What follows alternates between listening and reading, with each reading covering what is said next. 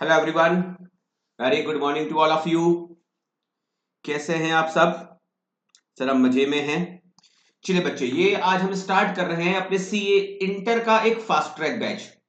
चलिए बैच को स्टार्ट करने से पहले, फर्स्ट लेक्चर को स्टार्ट करने से पहले प्लीज बच्चे एक बार मुझे जल्दी से आप प्लीज कंफर्म करेंगे साउंड एंड वीडियो। जल्दी से जल्दी से प्लीज कंफर्म करेंगे साउंड एंड वीडियो। बहुत ही धमाकेदार ये क्लास आपकी होने जा रही है। लगभग 50 घंटे के आसपास का ये हमारा टोटल ड्यूरेशन रहेगा।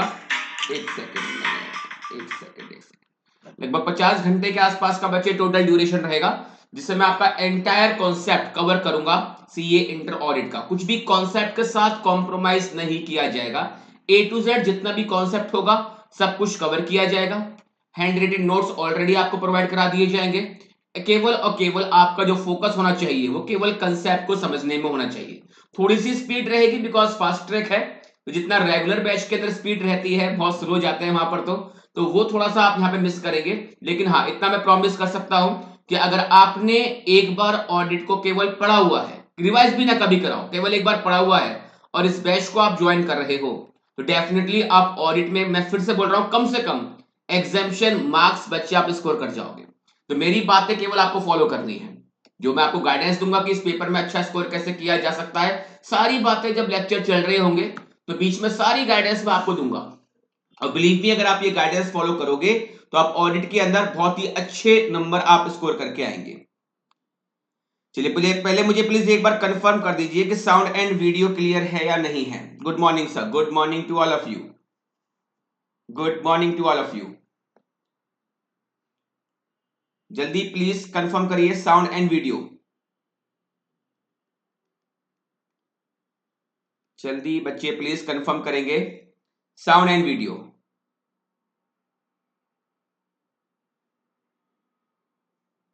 मैं वेट कर रहा हूं यहां पर रिप्लाई का आपके। ये आपका फर्स्ट लेक्चर है, तो ये लेक्चर आपका यूट्यूब पे लाइव है, तो जो भी कमेंट आपको करना है प्लीज, जो यूट्यूब लाइव में चैट बॉक्स है वहां पर चैट बॉक्स में आके प्लीज बच्चे आप अपने कमेंट करिए।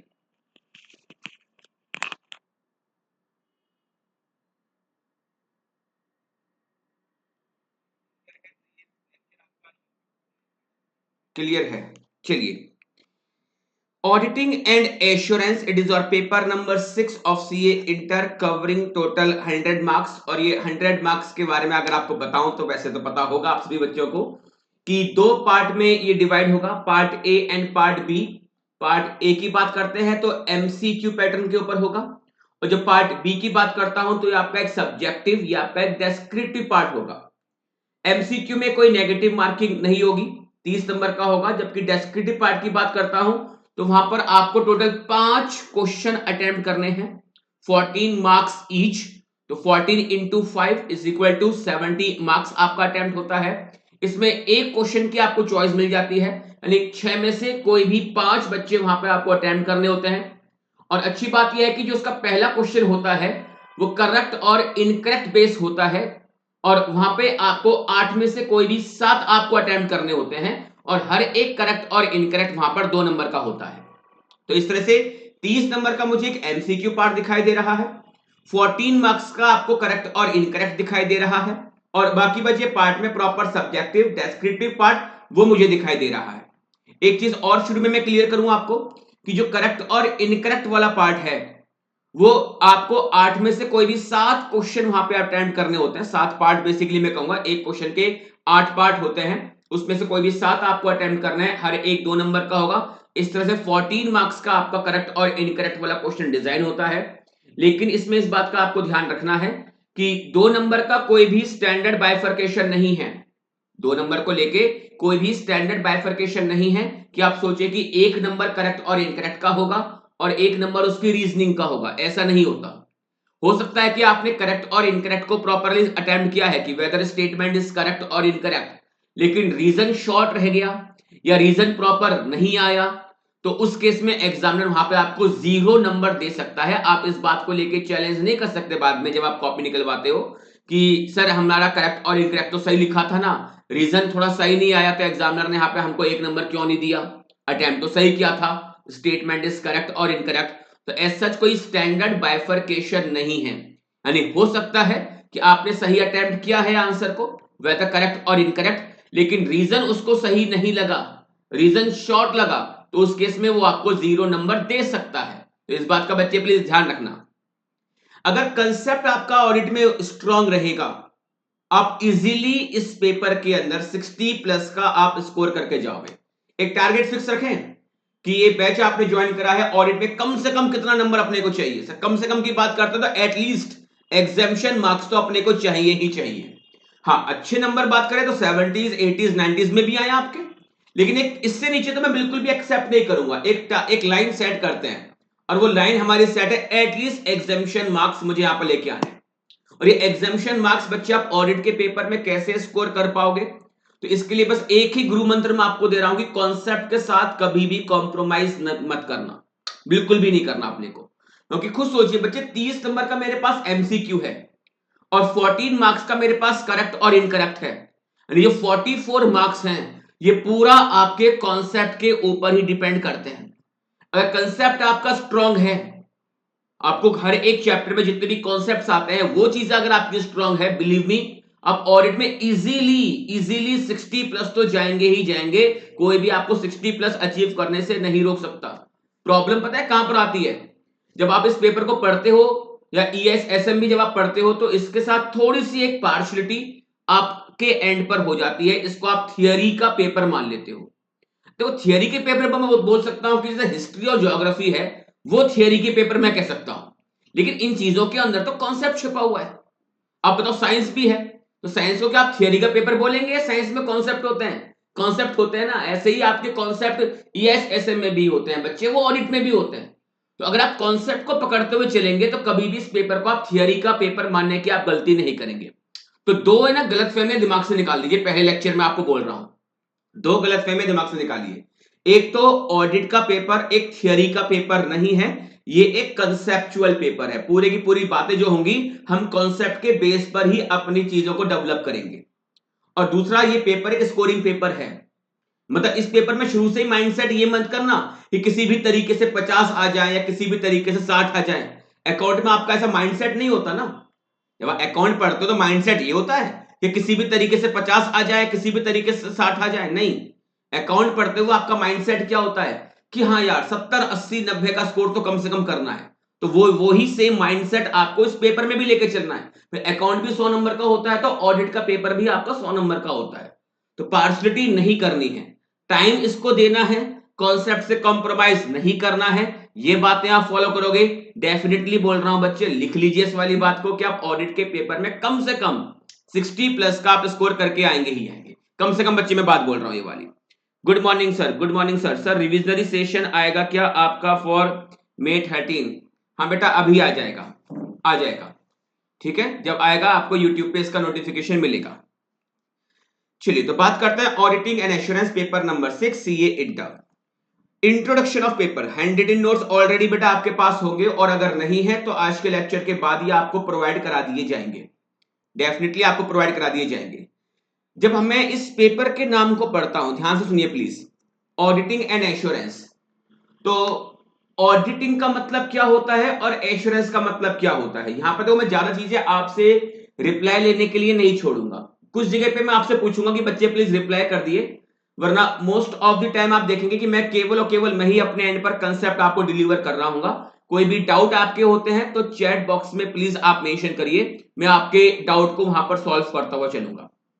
जब मैं बात करता हूं ऑडिटिंग, तो मोस्ट ऑफ द स्टूडेंट्स का ना यहां पर ये आंसर निकल के आता है कि सर ऑडिट का मतलब होता है एग्जामिनेशन ऑफ फाइनेंशियल इंफॉर्मेशन, या एग्जामिनेशन ऑफ फाइनेंशियल स्टेटमेंट, या examination of books of account.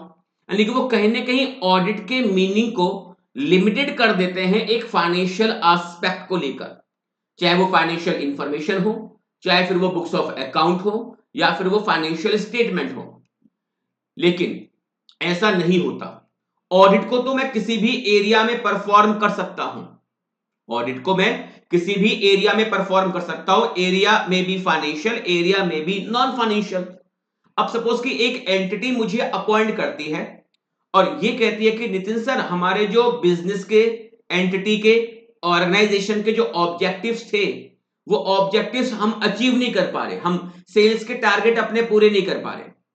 अब सोचो कि अगर एक एंटिटी अपने ऑब्जेक्टिव्स, अपने टारगेट को अचीव नहीं करवा पा रही है, तो उन्होंने मुझे अपॉइंट करा है ऑडिटर कि देखिए कहां पर किस लेवल पे क्या कमियां हैं। तो मैं वहां पर जाके मैनेजमेंट की ऑडिट करने बैठ जाता हूं, लेकिन मैनेजमेंट सही डिसीजन सही टाइम पर सही तरीके से लेता है या नहीं लेता। मैनेजमेंट एज पर एक्सपेक्टेशन यानी एज पर द स्टैंडर्ड मैनेजमेंट काम कर रहा है या नहीं कर रहा। यानी मैनेजमेंट की एक्चुअल परफॉर्मेंस को मैं एक स्टैंडर्ड परफॉर्मेंस के साथ कंपेयर करता हूं। बेसिकली मैं वहां पर मैनेजमेंट की ना एफिशिएंसी चेक कर रहा हूं कि डिसीजन मेकिंग में आपका मैनेजमेंट कितना एफिशिएंटली काम कर रहा है, कितना इफेक्टिवली काम कर रहा है। This audit is called as management audit. और जब मैं मैनेजमेंट ऑडिट करने के लिए जाता हूं, मैं बिल्कुल भी उनके बुक्स ऑफ अकाउंट को लेकर, फाइनेंशियल इंफॉर्मेशन को लेकर, फाइनेंशियल स्टेटमेंट को लेकर मैं बिल्कुल भी कंसर्न नहीं होता। लेकिन क्या मैंने यहां पर एक ऑडिट करी है? बिल्कुल करी है। किसकी आपने ऑडिट करी? सर मैंने ये मैनेजमेंट की ऑडिट करी है। ऐसे ही एक क्लाइंट मुझे अपॉइंट करता है और वो कहता है कि नितिन सर, हमारे ना आजकल एक प्रॉब्लम आ रही है कि हमारे प्रोडक्शन के अंदर वेस्ट की परसेंटेज बढ़ती हुई जा रही है। तो प्लीज आप इस कॉज को देखिए कि क्या क्या कारण हो सकते हैं हमारे इस वेस्टेज का प्रोडक्शन ज्यादा होने के पीछे। स्टैंडर्ड की बात करें तो लगभग 1% के आसपास का हमारा वेस्ट का परसेंटेज रहता है, बट आजकल हमारी फैक्ट्री जो काम कर रही है वो 5 से 6% के वेस्टेज प्रोडक्शन पे काम कर रही है। तो क्या क्या कारण है प्लीज देखिए सर इसको, वरना हम तो बर्बाद हो जाएंगे। तो अब मैं उनकी कंपनी में जाता हूं और ये देखता हूं कि इनके यहां पर वेस्ट जो पहले 1% की होती थी स्टैंडर्ड, वो 5 या 6% पर वेस्ट जनरेट क्यों कर रहे हैं। तो कहीं ना कहीं मैं यहां पर उनके जो प्रोडक्शन की पॉलिसी होगी उसे चेक करूंगा, प्रोडक्शन का जो ऑपरेशन होगा वो चेक करूंगा। तो इस ऑडिट को हम बोलते हैं बेसिकली ऑपरेशनल ऑडिट, कि आपके operations efficiently, effectively, economical manner में काम कर रहे हैं या नहीं कर रहे। और जब मैं कोई ऑपरेशनल ऑडिट करने के लिए जाऊंगा तो नो डाउट कि मैं वहां पर उनके फाइनेंशियल एस्पेक्ट को लेकर प्राइमरली कंसर्न नहीं होऊंगा। हाँ, एक ऑडिट में कर रहा हूं, लेकिन उस ऑडिट के अंदर मैं बुक्स ऑफ अकाउंट पर, फाइनेंशियल स्टेटमेंट पर, फाइनेंशियल इंफॉर्मेशन पर एग्जामिनेशन प्राइमरली कंडक्ट नहीं कर रहा। तो अब सोचिए कि जब मैंने आपसे पूछा what is the meaning of auditing, तो माइंड में कहने की बातें निकल के आती हैं कि फाइनेंशियल इंफॉर्मेशन को चेक करना, फाइनेंशियल स्टेटमेंट को चेक करना, बुक्स ऑफ अकाउंट को चेक करना, ओपिनियन देना, it is called as auditing. जबकि मैंने एक चीज, एक मिथ, आपका एक कह सकते हो भ्रम दूर किया ये कहते हुए कि ऑडिट को मैं केवल फाइनेंशियल एरिया को लेकर ही नहीं देख सकता।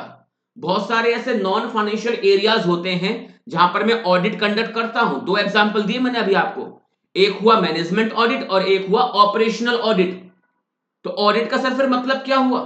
ऑडिट का अगर मैं आपको एक सिंपल मतलब बताऊं तो ऑडिट का मतलब होता है examination of any subject matter. Noting करने की कुछ भी रिक्वायरमेंट नहीं है, पूरा फोकस केवल और केवल कंसेप्ट समझने पर लगा देना। जहां पे अगर कुछ नोटिंग करने के लिए रिक्वायरमेंट आएगी, मैं आपको बता दूंगा कि इस कॉन्सेप्ट को प्लीज आप नोट करिए। अदरवाइज जो आपको नोट्स मिलेंगे या जो नोट्स मिले होंगे आपको, उसमें पूरी कवरेज है, पूरी ये कवरेज है। देखिए ध्यान से बात करते हैं ऑडिट की। तो मैंने कहा ऑडिट का एक सिंपल मतलब आप ये लेके चलिए कि examination of any subject matter, किसी भी सब्जेक्ट मैटर को एग्जामिन करना, it is simply called as audit. और जब एक सब्जेक्ट मैटर की बात करता हूं तो सब्जेक्ट मैटर आपका हो सकता है फाइनेंशियल भी, और सब्जेक्ट मैटर आपका हो सकता है नॉन फाइनेंशियल भी। अगर नॉन फाइनेंशियल सब्जेक्ट मैटर का एग्जांपल मैं आपसे पूछूं तो दो एग्जांपल अभी मैंने आपको दिए, management audit, and operational audit. Management audit and operational audit. Sir क्या ये ऑडिट हमारे सिलेबस में है? तो अभी आपको मालूम चल जाएगा कि ये ऑडिट आपके सिलेबस में है या नहीं है। फाइनेंशियल ऑडिट का एग्जांपल दें फाइनेंशियल एरिया पर, तो एग्जांपल दिया मैंने इस जगह पर फाइनेंशियल ऑडिट, जहां पर आप एग्जामिन करते हो किसी भी एंटिटी की फाइनेंशियल इंफॉर्मेशन को या फाइनेंशियल स्टेटमेंट को या उनके बुक्स ऑफ अकाउंट को। तो देखो बच्चे क्या होता है कि बेसिकली ऑडिट से पहले आपको एक वर्ड देखने को मिलेगा जो कहीं ना कहीं आपको बताएगा कि इस ऑडिट में क्या एग्जामिन करना होगा। जब भी आप कोई ऑडिट वर्ड पढ़ेंगे ना, तो ऑडिट से पहले ना पक्का पक्का पक्का एक वर्ड आपको देखने को मिलेगा। जैसे दो एग्जांपल जो मैंने अभी आपको दिए, मैनेजमेंट ऑडिट, तो ऑडिट से पहले क्या लिखा हुआ है वहां पर? मैनेजमेंट। तो वो वर्ड मुझे बता रहा होगा कि इस ऑडिट में आपको क्या एग्जामिन करना है। तो मैनेजमेंट ऑडिट का मतलब मैनेजमेंट की ऑडिट, ऑपरेशनल ऑडिट का मतलब एंटिटी के ऑपरेशंस की ऑडिट। तो एक वर्ड की जो मैं बात कर रहा हूं यहां पर मुझे दिखाई दिया मैनेजमेंट ऑडिट, दूसरा जो मैंने आपको एग्जांपल दिया था वहां पे दिखाई दिया मुझे ऑपरेशनल ऑडिट। तो ऑडिट से पहले एक वर्ड लिखा हुआ है जो बेसिकली मुझे बता रहा है कि इस ऑडिट का स्कोप क्या रहेगा, दैट इज यहां पर आप कौन से सब्जेक्ट मैटर को एग्जामिन करेंगे। बात सुनना बच्चे प्लीज ध्यान से। ऑडिट से पहले एक वर्ड आपको देखने को मिलेगा और वो वर्ड कहीं ना कहीं मुझे इस ऑडिट का ना स्कोप का मतलब कि आप यहां पर क्या एग्जामिन करेंगे, इस ऑडिट का सब्जेक्ट मैटर क्या रहेगा वो क्लियर कर देता है। मैनेजमेंट ऑडिट, मैनेजमेंट की ऑडिट। ऑपरेशनल ऑडिट, एंटिटी के ऑपरेशंस की ऑडिट। या आपने टैक्स ऑडिट का नाम सुना हुआ होगा, टैक्स ऑडिट ऐसे ही होती है। Energy audit, environmental audit, secretarial audit, compliance audit. तो ऑडिट से पहले डेफिनेटली आपको एक वर्ड देखने को मिलेगा और वो वर्ड कहीं ना कहीं मुझे बता देगा कि ये जो ऑडिट है, इस ऑडिट के अंदर आप कौन से सब्जेक्ट मैटर को एग्जामिन करेंगे, आप किसको यहां पर एग्जामिन करने के लिए जा रहे हो। लेकिन जो आपका सिलेबस है, आपके सिलेबस में आपका जो पेपर है उसका नाम क्या है? It is auditing and assurance. It is auditing and assurance. Sir अभी तो आप कह रहे थे कि ऑडिट से पहले एक वर्ड देखने को मिलेगा, लेकिन हमारे सिलेबस में या हमारे जो चैप्टर का, हमारा जो पेपर का नाम है वहां पर तो ऑडिट से पहले कोई वर्ड लिखा हुआ ही नहीं है। तो यहां पर ऑडिट का मतलब क्या रहेगा? आपके सिलेबस के पर्पस के लिए ऑडिट का मतलब जो चलेगा बच्चे, that will be only financial audit. ये इंप्लाइड है अब कि जहां कहीं भी हम आपके सिलेबस में ऑडिट की बात करेंगे उसका मतलब केवल और केवल फाइनेंशियल ऑडिट से होगा। तो जब मैं क्लास में बच्चों से पूछता हूं कि बच्चों बताइए ऑडिट का मतलब क्या होता है, और जो बच्चे कहते हैं कि सर ऑडिट का मतलब होता है एग्जामिनेशन ऑफ फाइनेंशियल इंफॉर्मेशन, या एग्जामिनेशन ऑफ फाइनेंशियल स्टेटमेंट, या examination of books of account, ताकि हम एक्सप्रेस कर सके एक ओपिनियन उनके ट्रू एंड फेयर व्यू पर। तो बच्चा कहीं ना कहीं एक मीनिंग तो सही बता रहा है, लेकिन वो मीनिंग जो बच्चों ने मुझे क्लास में बताया वो मीनिंग किसका बताया है? फाइनेंशियल ऑडिट का। जबकि मैंने आपसे मीनिंग फाइनेंशियल ऑडिट का नहीं पूछा था, मैंने आपसे मीनिंग पूछा था ऑडिटिंग का मतलब क्या होता है। तो ऑडिट का मतलब तो होता है बेटा एग्जामिन करना किसी भी सब्जेक्ट मैटर को। अगर आप किसी भी सब्जेक्ट मैटर को एग्जामिन कर रहे हो तो इसका सिंपल सा मतलब है कि आप उस सब्जेक्ट मैटर की ऑडिट कर रहे हो, आप उस सब्जेक्ट मैटर की ऑडिट कर रहे हो। अब सब्जेक्ट मैटर तो बहुत सारे पॉसिबल है, तो उनको मैंने फाइनेंशियल एस्पेक्ट के बेस पर दो पार्ट में डिवाइड कर दिया। सब्जेक्ट मैटर में भी फाइनेंशियल एंड सब्जेक्ट मैटर में भी नॉन फाइनेंशियल। नॉन फाइनेंशियल पे मैंने कुछ आपको एग्जांपल दे दिए, management audit, operational audit, energy audit, environmental audit, compliance audit, secretarial audit, all these are non financial aspect. और अगर एक फाइनेंशियल ऑडिट का एग्जांपल दें तो फाइनेंशियल ऑडिट कि जहां पर मैं बुक्स ऑफ अकाउंट को एग्जामिन कर रहा हूं, फाइनेंशियल इंफॉर्मेशन को मैं एग्जामिन कर रहा हूं, books of account financial statement को मैं एग्जामिन करता हूं।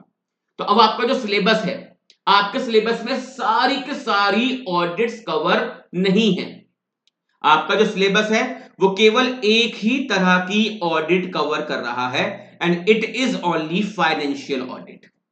आपका सिलेबस केवल और केवल एक ही ऑडिट कवर करता है and this audit is financial audit. इतनी बात समझ में आई? तो ऑडिट का कोई मतलब आपसे पूछे तो सीधा उसको आप पहले फाइनेंशियल ऑडिट का मतलब मत बताइए। ऑडिट का मतलब आप सिंपल कहिए, sir audit simply is examination of any subject matter, कि किसी भी सब्जेक्ट मैटर को एग्जामिन करना, that is called as auditing. Subject matter sir financial भी हो सकते हैं, सब्जेक्ट मैटर तो नॉन फाइनेंशियल भी हो सकते हैं। लेकिन अगर आपके एग्जाम में आ जाए what is the meaning of auditing, suppose, वैसे इतना सिंपल क्वेश्चन आपसे एग्जाम में पूछेगा नहीं, लेकिन चलिए फिर भी अगर आपके पेपर में आपके एग्जाम में आपसे ये क्वेश्चन पूछा जाए what is the meaning of auditing, तो आपका सिलेबस ऑडिट के लिए केवल एक ही ऑडिट कवर करते हुए चल रहा है, फाइनेंशियल ऑडिट, तो उस केस में आप फाइनेंशियल ऑडिट को ही डिफाइन करके आएंगे। बात समझ में आ रही है? आपके सिलेबस में ऑडिट केवल एक ही है, फाइनेंशियल ऑडिट, तो इंप्लाइड है कि हम पूरे सिलेबस के अंदर, अपने इस पूरे एंटायर जर्नी के अंदर लगभग 50 घंटे के आसपास का ये टोटल ये फास्ट ट्रैक बैच रहेगा आपका। तो जब मैं ऑडिट की बात करूंगा तो ऑडिट का मतलब केवल और केवल फाइनेंशियल ऑडिट से होगा, जहां पर हम एग्जामिन करेंगे किसी भी एंटिटी की फाइनेंशियल इंफॉर्मेशन को, फाइनेंशियल स्टेटमेंट को, उनके बुक्स ऑफ अकाउंट्स को। इज इट क्लियर और नॉट? क्या इतना कॉन्सेप्ट आपको समझ में आता है? नहीं आता? हाँ सर आता है। चलिए अब आपके पेपर के अंदर, पेपर का जो नाम है उसमें सेकंड वर्ड आ रहा है एश्योरेंस। तो ऑडिटिंग वर्ड के ऊपर हमने काफी चर्चा कर ली है। अब बात करते हैं एश्योरेंस की। एश्योरेंस का मतलब क्या होता है? What is the meaning of assurance? तो एश्योरेंस का मतलब होता है expression of opinion, expression of opinion on the basis of examination conducted. कि ठीक है आपने फाइनेंशियल, अगर अब देखो अब पूरी ऑडिट में हम केवल एक ही ऑडिट मानते हुए चलेंगे, फाइनेंशियल ऑडिट। अब एक क्लाइंट ने मुझे अपॉइंट किया, बोले नितिन सर हमारे यहां पर ना फाइनेंशियल ऑडिट कर दीजिए। तो मैं जाके उनकी फाइनेंशियल ऑडिट करके आया। सुनना मेरी बात ध्यान से, मैंने उनके फाइनेंशियल स्टेटमेंट पर ऑडिट करी और ऑडिट करने के बाद यानी उनको एग्जामिन किया और जो जो गलतियां थी वो गलतियां मैंने उनको बताई। ऑडिट मैंने करी, जो जो गलतियां थी वो गलतियां मैंने उनको बताई और उन्होंने वो गलतियां सही कर दी। ये मेरा एंगेजमेंट था। एंगेजमेंट का मतलब जिस काम को करने के लिए मैं क्लाइंट के साथ एंगेज हुआ। तो एक क्लाइंट मुझे अपॉइंट करता है ऑडिट के पर्पस के लिए। ऑडिट का मतलब बोले तो फाइनेंशियल ऑडिट। और जब मैंने उनके यहां पर ऑडिट करी तो उनके ऑडिट में जितनी भी मुझे बुक्स ऑफ अकाउंट में, फाइनेंशियल इंफॉर्मेशन में, फाइनेंशियल स्टेटमेंट में मुझे जितनी भी कमियां दिखाई दी, मैंने वो कमियां उनको बता दी कि सर यहां पर ये कमियां हैं, इनको आप सही कर लेना। मैंने वहां पर कोई ओपिनियन नहीं दी कि weather financial statement of the entity give a true and fair view और नॉट। कोई ओपिनियन मैंने यहां पर नहीं दी। जो कमियां मुझे मिली वो कमियां सिंपली मैंने उनको बताई। जो कमियां मुझे मिली वो कमियां मैंने उनको बताई। क्या ये एक कोई एश्योरेंस एक्टिविटी हुई? क्या ये कोई एश्योरेंस एक्टिविटी हुई क्या? नो। क्यों सर? बिकॉज एश्योरेंस का जो मतलब होता है, बच्चे प्लीज इसको आप समझने का अटेम्प्ट करिए कि एश्योरेंस का मतलब क्या है। It is expression of opinion,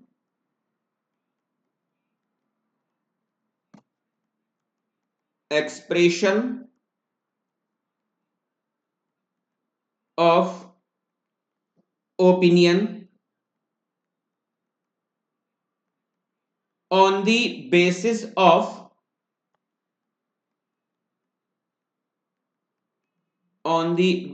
of examination conducted।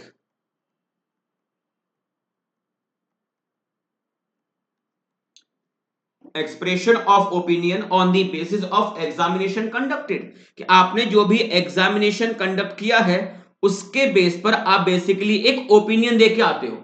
तो जहां ओपिनियन है वहां एश्योरेंस है, और जहां ओपिनियन नहीं है वहां एश्योरेंस भी नहीं है। सुनिए मेरी बात ध्यान से, जहां ओपिनियन होती है वहां एश्योरेंस होता है, और जहां मैं कोई ओपिनियन देके नहीं आ रहा तो वहां पर कोई एश्योरेंस भी मैंने अपनी ओर से नहीं दिया। जहां ओपिनियन है वहां एश्योरेंस है।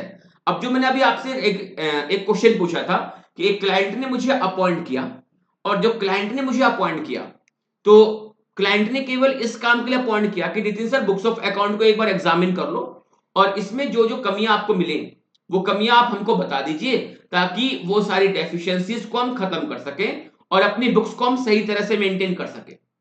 तो मैं क्लाइंट के यहां पर जाता हूं, उनके बुक्स ऑफ अकाउंट को एग्जामिन करता हूं और जितनी भी कमियां मिली थी वो सारी कमियां मैंने उनको सिंपली रिपोर्ट कर दी। और रिपोर्ट करने के बाद उन्होंने मेरी रिपोर्टिंग के बेस पर वो सारी कमियां आपने सही कर ली। तो क्या मैंने यहां पे कोई एश्योरेंस एक्टिविटी परफॉर्म करी है? नहीं करी, क्योंकि मैंने यहां पर कोई ओपिनियन नहीं दी। तो हमारे लिए देखा जाए ऑडिट में क्या होगा कि जब मैं किसी क्लाइंट के यहां पर ऑडिट करने के लिए जाऊंगा तो बेसिकली ऑडिट के बेस पर मुझे एक ओपिनियन देनी होगी। बेसिकली ऑडिट के बेस पर मुझे एक ओपिनियन देनी है। सर यहां पर ओपिनियन का मतलब क्या है कि जो आपने बुक्स ऑफ अकाउंट को एग्जामिन करा तो बताइए आपको क्या लग रहा है कि ये books of account true and fair view देते हैं या ट्रू एंड फेयर व्यू नहीं देते। यहां पर आपको अपनी एक बात, अपनी एक राय, अपनी एक ओपिनियन रख के आनी होगी and that expression of opinion is called as assurance.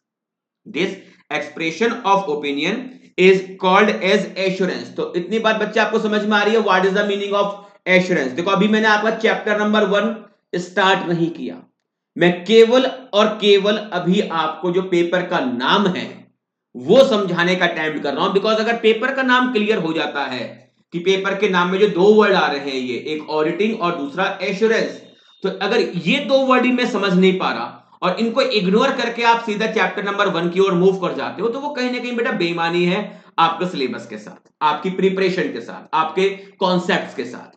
तो ऑडिटिंग का एक सिंपल मतलब examination of any subject matter. Subject matter में भी फाइनेंशियल, सब्जेक्ट मैटर में भी नॉन फाइनेंशियल। अब अगर आपके सिलेबस के पॉइंट ऑफ व्यू से बात करते हैं तो हाँ, हमारे सिलेबस के पॉइंट ऑफ व्यू से audit is only for financial audit. तो अगर एग्जाम में ऑडिट का मतलब आपसे पूछेगा तो आप फाइनेंशियल ऑडिट का ही मतलब बता के आएंगे बिकॉज आपका सिलेबस केवल एक ही ऑडिट कवर कर रहा है। फिर अगला जो वर्ड आया आपके पेपर किताब में, इट इज एश्योरेंस। तो एश्योरेंस का मतलब क्या हुआ? एश्योरेंस का मतलब expression of opinion on the basis of examination conducted. जो भी आपने एग्जामिनेशन किया है उसके बेस पर आपको अपनी एक ओपिनियन, अपनी एक बात रख के आनी है। जहां पर ओपिनियन होती है वहां पर एश्योरेंस होता है और जहां पर कोई ओपिनियन नहीं है वहां पर कोई एश्योरेंस भी बच्चे नहीं है। इतनी बात उम्मीद कर रहा हूं समझ में आपको आई होगी। ये सारी बातें आपके पास नोट्स में लिखी हुई होंगी, इसलिए मैंने कहा है कि पूरा फोकस केवल मेरी बातों को सुनने में, अपने कंसेप्ट को डेवलप करने में लगा देना। और एक छोटी सी रिक्वेस्ट है कि जो भी कोई डाउट्स हैं वो डाउट आप मेरे साथ साथ के साथ, आपके पास चैटिंग का ऑप्शन रहेगा तो साथ ही साथ अपने डाउट आप मेरे साथ पूछते हुए चलें। इन केस अगर आप डाउट अभी नहीं पूछ पा रहे हैं या डाउट अभी रेज नहीं हुआ बट रिवाइज करते हुए कोई डाउट आपके पास रेज होता है तो प्लीज ये नंबर आपके मोबाइल में सेव हो जाना चाहिए, 9650315042। और एक नंबर और सेव कर लेना, 8178701058। ये दो नंबर प्लीज बच्चे अपने मोबाइल्स में आप सेव कर लीजिए। और कोई भी डाउट रहता है तो अगला लेक्चर देखने से पहले प्लीज अपने डाउट को टाइमली मैनर में मेरे साथ आप डिस्कस करते हुए चलेंगे। तो मैंने कहा था ना कि ऑडिट में स्कोर कैसे करना है, टाइम टू टाइम मैं आपको बताता रहूंगा कि क्या क्या गलतियां करने से आपको बचना है। तो एक गलती ये करने से बचना है कि जहां भी कॉन्सेप्ट आपका वीक हुआ, जहां पर आपको लगता है कि नहीं सर से मुझे बात करनी चाहिए, डिस्कस करना चाहिए, तो इमीडिएटली आप मुझे व्हाट्सअप करेंगे। क्योंकि शायद कॉल तो मैं इमीडिएटली शायद आपका पिक ना कर पाऊं बिकॉज प्रैक्टिस में भी हूं, क्लाइंट के साथ मीटिंग में होता हूं, कई बार डिपार्टमेंट में होता हूं, इनकम टैक्स डिपार्टमेंट है या जीएसटी डिपार्टमेंट है, तो यहां पर फ्रीक्वेंट विजिट रहती है एक प्रैक्टिसिंग सीए की। तो दैट इज वाई शायद फोन कॉल तो पिक ना कर पाऊं। ट्राई कर सकते हो एक बार को, हो सकता है कॉल पिक भी कर लूं, ऑफिस में बैठा हुआ हूं, खाली बैठा हुआ हूं, ठीक है, तो हो सकता है कॉल पिक कर लूं। बट इनकेस कॉल पिक अगर ना करूं तो प्लीज व्हाट्सएप पे आप अपने डाउट को, अपनी क्वेरी को आप ड्रॉप करेंगे और अगली क्लास से पहले डेफिनेटली मैं आपकी जो क्वेरी होगी वो मैं सॉल्व कर चुका हूं। देखिए ध्यान से, introduction of paper auditing, it is examination of any subject matter. Subject matter में भी financial information and subject matter में आल्सो भी नॉन फाइनेंशियल इंफॉर्मेशन। अगर मैं फाइनेंशियल इंफॉर्मेशन की बात करता हूं तो ऑडिट सिंपली मुझे दिखाई दे रही है एग्जांपल के फॉर्म में एक फाइनेंशियल ऑडिट। लेकिन अगर मैं नॉन फाइनेंशियल इंफॉर्मेशन की बात करता हूं तो management audit, operational audit, energy audit, environmental audit और भी बहुत सारी होंगी, और भी बहुत सारी नॉन फाइनेंशियल ऑडिट्स होती हैं। For our syllabus of CA inter, audit is for financial audit, that is subject matter will be financial information। Sir subject matter का मतलब क्या होता है? सब्जेक्ट मैटर का मतलब होता है स्कोप। सब्जेक्ट मैटर का मतलब होता है स्कोप, दैट इज आप इस ऑडिट में क्या एग्जामिन करेंगे। आप इस ऑडिट के अंदर किस सब्जेक्ट मैटर पे काम करेंगे, तो स्कोप का मतलब कि किस एरिया को आपको एग्जामिन करना होता है, that is called as scope. Now next word is assurance. It is expression of opinion on the basis of examination conducted. जो भी आपने एग्जामिन करा है उसके बेस पर आप अल्टीमेटली एक ओपिनियन को एक्सप्रेस करके आते हो. दैट इज जहां ओपिनियन होती है वहां एक एश्योरेंस होता है. इस टैग लाइन को प्लीज दिमाग में आप फिक्स कर लीजिए. जहां ओपिनियन वहां एश्योरेंस, जहां ओपिनियन वहां एश्योरेंस, और जहां ओपिनियन नहीं है तो बच्चे वहां पर एश्योरेंस भी नहीं है. एग्जाम्पल दिया था अभी थोड़ी देर पहले मैंने आपको कि क्लाइंट आपको अपॉइंट करता है कि बुक्स ऑफ अकाउंट को एक बार देख लीजिए और कहां पर क्या क्या कमियां हैं वो कमियां मुझे बता दो. एक कमी मुझे बता दीजिए कि कहां कहां पर क्या क्या कमियां आ रही हैं. अकॉर्डिंगली आपकी इस रिपोर्ट के बेस पर हम अपनी कमियों को दूर कर लेंगे. तो सुनो ध्यान से, बेसिकली कि मैं वहां पर क्या काम करने के लिए गया. मैंने केवल एग्जामिन किया और एग्जामिन करके मैंने उनकी कमियां उनको बताई. क्या मैंने वहां पे कोई ओपिनियन दी कि बुक्स ऑफ अकाउंट सही से मेंटेन है या बुक्स ऑफ अकाउंट सही से मेंटेन नहीं है? मैंने कोई ओपिनियन नहीं रखी. बस जो जो कमियां मिली वो कमियां मैंने उनको बताई. तो क्वेश्चन ये कि क्या ये एक एश्योरेंस एंगेजमेंट होगा? क्या ये एक एश्योरेंस एंगेजमेंट होगा? आंसर इज नो, क्योंकि मैंने यहां पर कोई एश्योरेंस अपनी ओर से कोई मैंने अपनी ओपिनियन को एक्सप्रेस नहीं किया. तो जहां ओपिनियन है वहां एश्योरेंस है.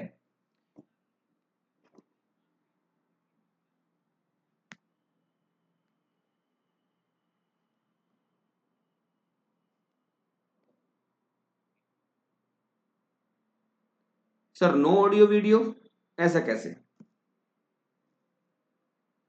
एक बार बच्चे प्लीज कंफर्म करना साउंड को.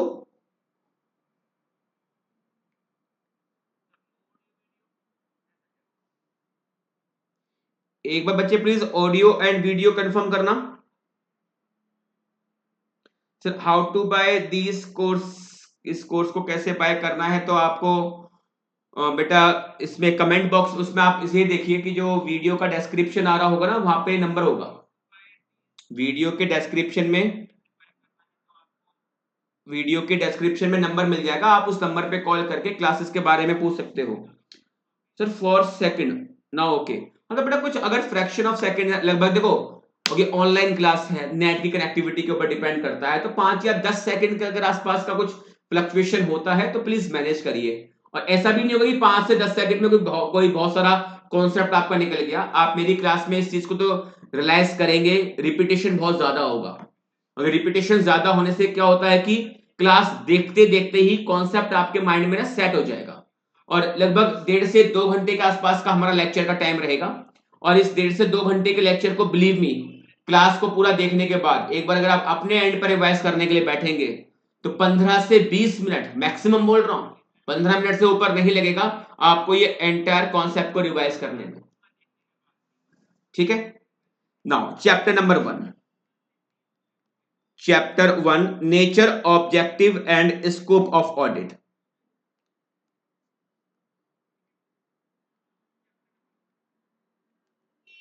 चैप्टर 1, थोड़ा चैप्टर का जो टाइटल है वो पहले समझाता हूं आपको. नेचर,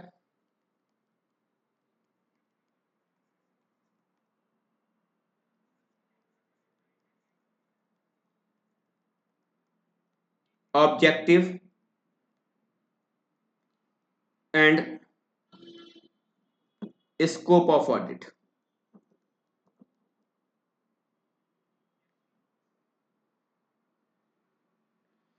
सर 6 बजे से बैच कर लो प्लीज, 9:30 से मेरा ऑफिस होता है. ये बात एक काम करते हैं, पहले पहली क्लास को इफेक्टिवली कंप्लीट करते हैं. तो जब आज का लेक्चर खत्म कर रहा हूँ टाइमिंग सेट कर लेंगे. ठीक है. अभी बीच में ये सारी बातें डिस्कस नहीं करते. अभी केवल और केवल अपना जो लेक्चर है जो मुझे आज पढ़ाना है उसे कवर करते हैं. और जब आज का लेक्चर खत्म करेंगे तो लेक्चर के एंड में आके टाइमिंग की बातें डिस्कस कर लेंगे. तो nature, objective and scope of audit. अगर नेचर की बच्चे बात करें, इस कॉन्सेप्ट को प्लीज ध्यान से आप समझना. अगर मैं नेचर की बात करता हूं तो नेचर क्लियर है हमारे लिए. जो ऑडिट का मतलब होगा वो किस नेचर की ऑडिट है? It is financial audit, it is for nature, कि ऑडिट किस नेचर की होगी, हमारे सिलेबस में ऑडिट का नेचर क्या है। तो ऑडिट का नेचर तो अभी थोड़ी देर पहले मैंने आपको बताया था कि ऑडिट तो फाइनेंशियल एरिया पे भी आप कर सकते हो और ऑडिट को आप नॉन फाइनेंशियल एरिया पे भी आप कर सकते हो। तो नेचर का मतलब क्या है कि आप कौन से नेचर की ऑडिट यहां पे कर रहे हो। Then answer is financial audit, कि मैं यहां पर एक फाइनेंशियल ऑडिट कर रहा हूं। फिर बात करते हैं यहां पर जरा स्कोप की। तो स्कोप का आइडिया आपको पक्का पक्का पक्का नेचर से हो जाएगा। अगर नेचर समझ में आ गया तो नेचर पे ही आपका ऑडिट का स्कोप डिपेंड करेगा। और किसी भी ऑडिट का स्कोप क्या रहेगा, मैंने पहले भी कहा था बच्चे, फिर से बोल रहा हूं कि ऑडिट से पहले ना एक वर्ड आपको देखने को मिलेगा। उस वर्ड के बेस पर आप ऑडिट का नेचर और ऑडिट का स्कोप दोनों डिटरमाइन कर सकते हो। अब देखिए यहां पर ऑडिट से पहले क्या वर्ड लिखा हुआ है, ऑडिट से पहले क्या वर्ड लिखा हुआ है, फाइनेंशियल। तो सोचिए कि आप फाइनेंशियल ऑडिट में आप क्या एग्जामिन करेंगे, फाइनेंशियल ऑडिट में आप क्या एग्जामिन करेंगे, that is called as scope. और स्कोप का एक ऑल्टरनेट मीनिंग आप लेके चल सकते हो, like subject matter, subject matter and scope these are interchangeable. लेकिन एक टेक्निकल वर्ड जो फॉलो किया जाता है that is called as scope. Audit के स्कोप का मतलब ये नहीं कि ऑडिट करना अगर हम सीख गए तो हमारे लिए क्या क्या स्कोप आगे खुल जाएंगे, नहीं। स्कोप का मतलब यहां पर क्या है कि आप इस ऑडिट में क्या क्या एग्जामिन करेंगे, आप इस ऑडिट में क्या क्या एग्जामिन करेंगे, दैट इज सब्जेक्ट मैटर क्या होगा। तो फाइनेंशियल ऑडिट की अगर हम बात करते हैं कि अगर ऑडिट का नेचर फाइनेंशियल ऑडिट का हुआ तो इसका स्कोप क्या होगा सर, इसके स्कोप में हम कवर करेंगे फाइनेंशियल इंफॉर्मेशन, इसके स्कोप में हम कवर करेंगे फाइनेंशियल इंफॉर्मेशन। तो मैं इतना तो बच्चे उम्मीद कर सकता हूं कि अब आपको नेचर समझ में आ रहा होगा कि ऑडिट का नेचर क्या है और ऑडिट का स्कोप क्या है। लेकिन ऑडिट का ऑब्जेक्टिव ये क्या है, इसको प्लीज ध्यान से आप देखिए। What is the objective of audit.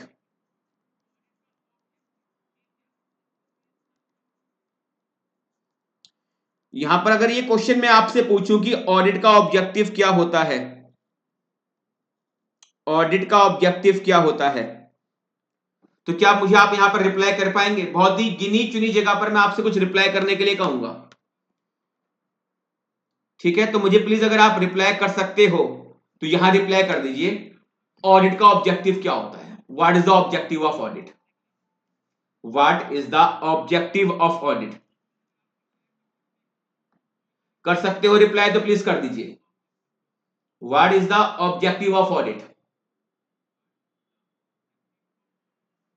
जल्दी प्लीज, देखो पहले टाइम ज्यादा नहीं दे पाऊंगा, देखो टाइम ज्यादा नहीं दे पाऊंगा, तो लगभग मैं आपको एक छोटी सी विंडो दे रहा हूं रिप्लाई करने के लिए कि प्लीज यहां पे मुझे कुछ रिप्लाई करके बताइए कि ऑब्जेक्टिव ऑफ ऑडिट क्या है। टू ऑब्टेन रीजनेबल एश्योरेंस, जो बच्चे के रिप्लाई आ रहे हैं मैं यहां पर रिप्लाई लिख देता हूं एक बार। एक बच्चे ने रिप्लाई करा है सर यहां पर, to obtain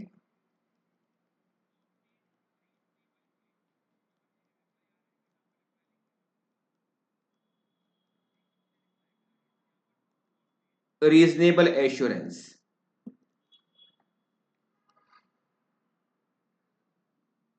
to enhance degree of confidence, एक रिप्लाई ये आया है, टू एनहांस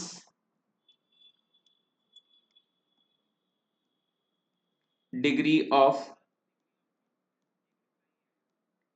कॉन्फिडेंस। एक है sir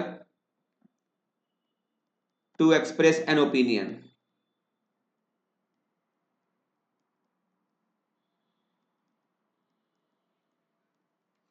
to obtain reasonable assurance, to enhance degree of confidence, to express an opinion, ये कुछ मेरे पास रिप्लाई आए। इसमें से अगर मैं सही रिप्लाई कहूं तो कौन सा है, वो इस बच्चे का है, to enhance degree of confidence, to enhance degree of confidence, ये है शिवानंदा का, to enhance degree of confidence. थोड़ा सा टाइम लगेगा बट इस कॉन्सेप्ट को प्लीज ध्यान से आप समझना। ऑडिट हो रही है, क्यों हो रही है, ऑडिट कराने का पर्पस क्या है, ऑडिट कराने का ऑब्जेक्टिव क्या है, एक एंटिटी क्यों अपने फाइनेंशियल स्टेटमेंट की ऑडिट करवा रही है। एक एग्जांपल देखते हैं, सपोज कि मैं एक कंपनी में एज ऑडिटर अपॉइंट हुआ। कंपनी एक्ट में ऑडिट कराने की एक लीगल रिक्वायरमेंट आती है। क्यों क्यों आ रही है रिक्वायरमेंट, क्यों अल्टीमेटली ये ऑडिट करवाई जा रही है?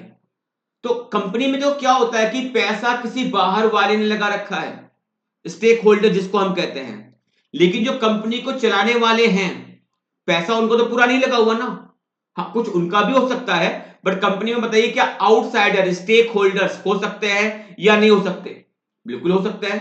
अब कंपनी अगर अपना प्रॉफिट डिक्लेयर कर रही है कि भाई हमारा इस साल का प्रॉफिट ये था, तो अब सामने वाला बंदा जिसका पैसा लगा हुआ है उसके माइंड में क्वेश्चन तो ये भी आ सकता है ना कि हो सकता है कंपनी के प्रॉफिट ज्यादा रहे हों, लेकिन फेक एक्सपेंसेस वगैरह रिकॉर्ड करके शायद प्रॉफिट को यहां पे क्या किया गया है, मैनिपुलेट किया गया है, प्रॉफिट यहां पे गिराए गए हैं। या गवर्नमेंट को लग सकता है कि इनकम टैक्स को इवेड करने के पर्पस के लिए फेक एक्सपेंस यहां पे डाले गए हैं ताकि प्रॉफिट कम रहे और सरकार को हमें टैक्स का पेमेंट कम करना पड़े। तो अब बात यह है कि एक कंपनी ने अगर अपने फाइनेंशियल स्टेटमेंट को तैयार किया है और यही फाइनेंशियल स्टेटमेंट बिना ऑडिट कराए अगर मैं आपको देता हूं एज ए स्टेक होल्डर, तो क्या आप इन फाइनेंशियल स्टेटमेंट को ऐसे ही एक्सेप्ट कर पाएंगे क्या? ये चलिए कि कोई स्टेक होल्डर नहीं है बेसिकली, चलो मैं किसी एक बैंक में लोन के लिए अप्लाई करता हूं। अब बैंक को जब मैं लोन के लिए अप्लाई कर रहा हूं तो बैंक को मैं ये बोल रहा हूं सर देखो मेरी इतनी इनकम निकल के आ रही है।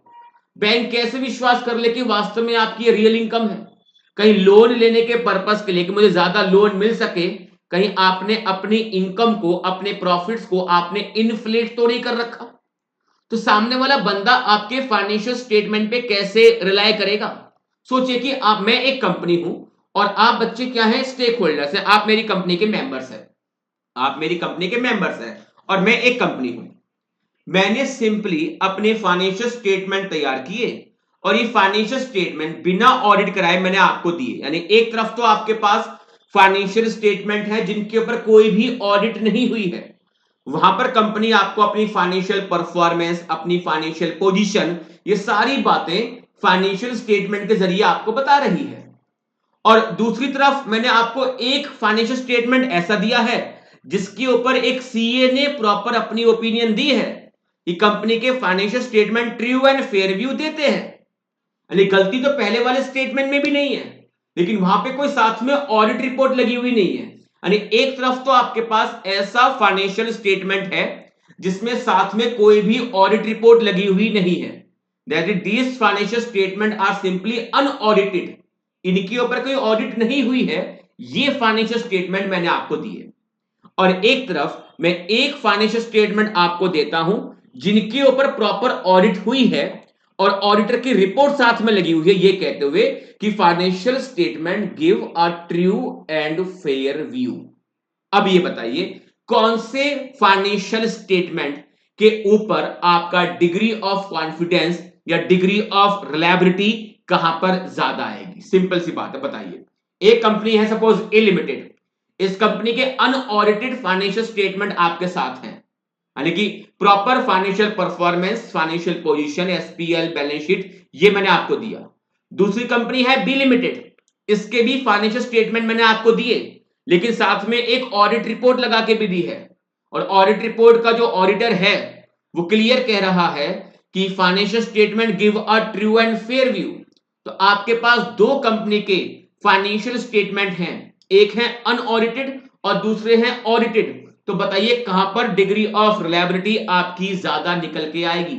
आप ए लिमिटेड के फाइनेंशियल्स के ऊपर ज्यादा रिलाय करेंगे या बी लिमिटेड के फाइनेंशियल्स के ऊपर आप ज्यादा रिलाय करेंगे? जल्दी से बच्चे प्लीज रिप्लाई कर दीजिए, जल्दी से प्लीज यहां पर रिप्लाई करिए कि आप कौन सी कंपनी के फाइनेंशियल स्टेटमेंट के ऊपर ज्यादा रिलाय कर पाएंगे। आप कौन सी कंपनी के फाइनेंशियल स्टेटमेंट के ऊपर ज्यादा रिलाय कर पाएंगे, ए लिमिटेड या बी लिमिटेड? आप कौन सी कंपनी के फाइनेंशियल स्टेटमेंट पर ज्यादा degree of Reliance, degree of confidence आप प्लेस कर पाएंगे, ए लिमिटेड के फाइनेंशियल्स के ऊपर या बी लिमिटेड के फाइनेंशियल्स के ऊपर? रिप्लाई आने में थोड़ा डिले है।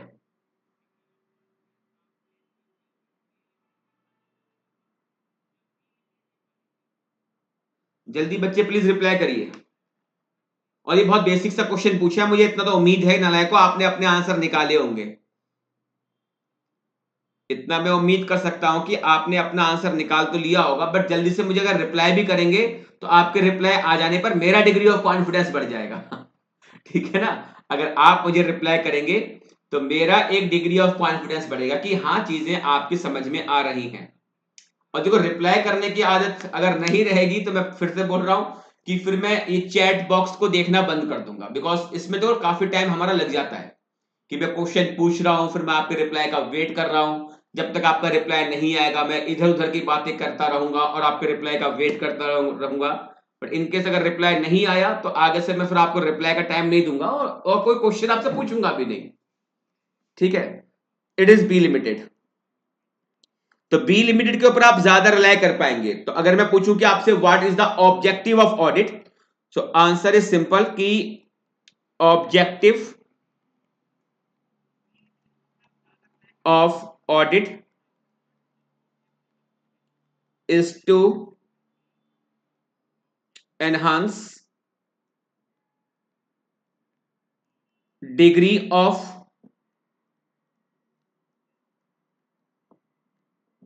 confidence of the intended users of the financial information.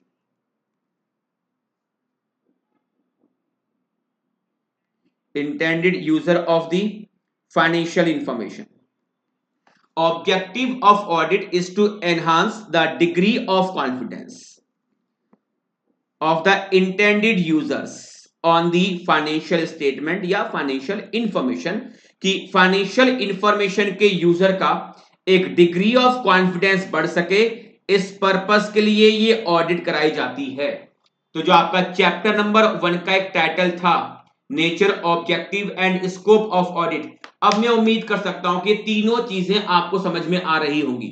अभी देखा जाए बच्चे, मैंने चैप्टर को स्टार्ट नहीं किया, अभी मैंने आपको केवल आपका जो पेपर है उसका दिया है एक इंट्रोडक्शन, और चैप्टर नंबर 1 का जो टाइटल है उसका दिया मैंने आपको केवल इंट्रोडक्शन। चैप्टर 1 का टाइटल है आपका nature, objective and scope of audit. तो नेचर का मतलब यहां पर कौन सी ऑडिट से रहेगा, answer is financial audit. Nature से ही आपको स्कोप का आइडिया हो जाएगा कि हमें इस ऑडिट में किस सब्जेक्ट मैटर को एग्जामिन करना होगा, that is called as scope. And in the if the audit is in the nature of financial audit, then scope of audit will be financial information of the entity जिसकी आप यहां पर audit करने के लिए जा रहे हो। फिर बात करते हैं सर यहां पर ऑडिट का ऑब्जेक्टिव क्या है। तो मोस्ट ऑफ द स्टूडेंट्स को यहां पर गलतफहमी होती है कि ऑडिट का ऑब्जेक्टिव वो लिख के आ सकते हैं to express an opinion, to express an opinion. No, it is not the objective of audit. Audit का ऑब्जेक्टिव क्या है, to enhance the degree of confidence of the intended user on the financial information, कि financial information के ऊपर जो intended users हैं उनका एक डिग्री ऑफ कॉन्फिडेंस बढ़ सके। जैसे कि मैंने अभी आपको एग्जांपल दिया था कि अगर आपके पास दो कंपनी के फाइनेंशियल स्टेटमेंट हैं, बट एक कंपनी के हैं अनऑडिटेड और दूसरी कंपनी के हैं ऑडिटेड, तो कहां पर आपका डिग्री ऑफ कॉन्फिडेंस किस एंटिटी के फाइनेंशियल स्टेटमेंट के ऊपर ज्यादा निकल के आएगा। तो ऑब्वियसली बात है जिसके स्टेटमेंट के ऊपर ऑडिट हुई है। तो ऑडिट होने से क्या फायदा मिलता है कि वो होता है कि जो इंटेंडेड यूजर होते हैं उनका एक डिग्री ऑफ कॉन्फिडेंस बढ़ जाता है फाइनेंशियल स्टेटमेंट के ऊपर। इस पर्पस के लिए ये ऑडिट कंडक्ट कराई जाती है। तो objective of audit is to increase या to enhance the degree of confidence of the intended user on the financial information. चलिए अब देखिए ध्यान से, अगर मैं आपसे पूछूं कि हु कंडक्ट्स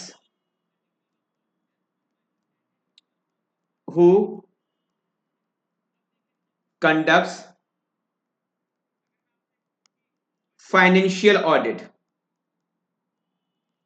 फाइनेंशियल ऑडिट कौन करता है, हु कंडक्ट फाइनेंशियल ऑडिट। तो आंसर इज सिंपल कि ये करता है auditor.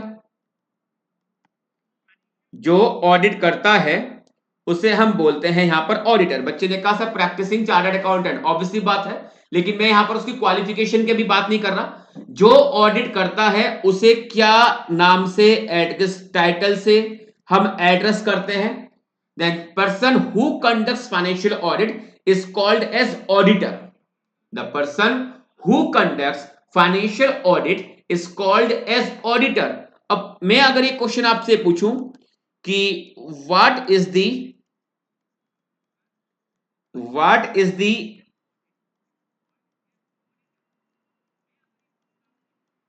Objective of auditor? Auditor का ऑब्जेक्टिव क्या होता है?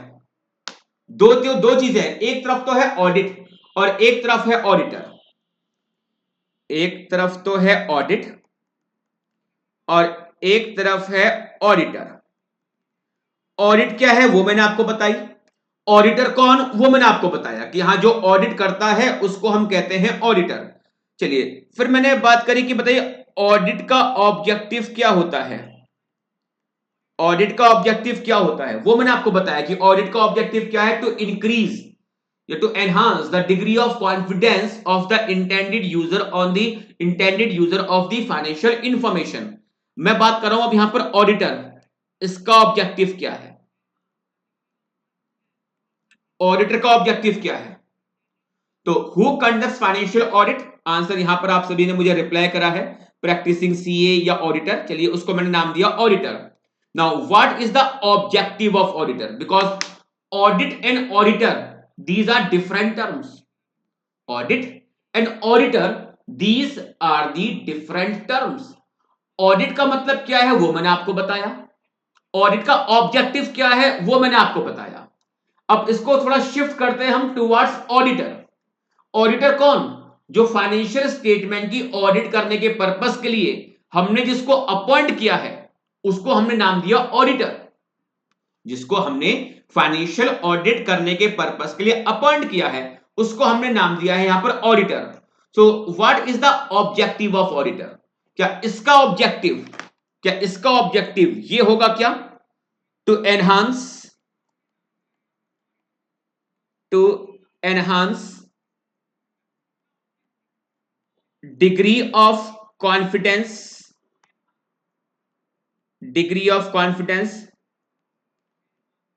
of the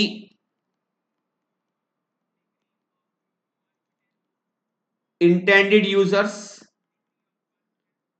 on the financial information। मुझे अगर आप हो सके तो बच्चे प्लीज यस या नो पे रिप्लाई कर दीजिए, यस या नो प्लीज। और रिप्लाई करना to obtain reasonable assurance and to express opinion on financial statement whether the statement are free from material misstatement or not। ठीक है, रिप्लाई आपके मुझे बीच में ही आ गए थे, अच्छी बात है, इस बार आपने एडवांस में रिप्लाई करा। बट मुझे जल्दी से छोटा सा रिप्लाई ये करिए, क्या ऑडिटर का ऑब्जेक्टिव ये है to enhance the degree of confidence of the intended user on the financial information? क्या इसको मैं ऑडिटर का ऑब्जेक्टिव कह सकता हूं? Then answer is no. आप सबका रिप्लाई इस बार यहां पे परफेक्ट आया कि नहीं सर ये ऑडिटर का ऑब्जेक्टिव नहीं है। It is not the objective of auditor. इसका ऑब्जेक्टिव क्या होगा? To express an opinion, to express an opinion on the true and fair view of the financial statement. Financial statement के true and fair view पर opinion देना, ये इसका objective होता है। भाई सिंपल सी बात है, अगर एक क्लाइंट मुझे अपॉइंट कर रहा है कि नितिन सर हमारे फाइनेंशियल स्टेटमेंट की ऑडिट कर दीजिए, तो भाई मुझे मेरा ऑब्जेक्टिव क्लियर होना चाहिए कि मैं ये ऑडिट क्यों कर रहा हूं। तो मुझे आपके स्टेक होल्डर के डिग्री ऑफ रिलायंस से मतलब नहीं है। भाई आप ऑडिट इसलिए करवा रहे हो, सुनना मेरी बात ध्यान से, आप ऑडिट इसलिए करवा रहे हो ताकि आपके फाइनेंशियल स्टेटमेंट के ऊपर आपके स्टेक होल्डर का डिग्री ऑफ रिलायंस बढ़ सके। लेकिन मैं ऑडिट क्यों कर रहा हूं, यानी कि एज ऑडिटी आपका ऑब्जेक्टिव अलग चलेगा और एज ऑडिटर मेरा ऑब्जेक्टिव अलग चलेगा। भाई सोचिए कि आप क्लाइंट हैं, आप मेरे क्लाइंट हैं और मैं हूं ऑडिटर। तो आप सभी बच्चे जो इस क्लास को देख रहे हैं कि आप मेरे अगर क्लाइंट हैं तो आप ऑडिट क्यों करवा रहे हो, तो आपका ऑब्जेक्टिव क्लियर है।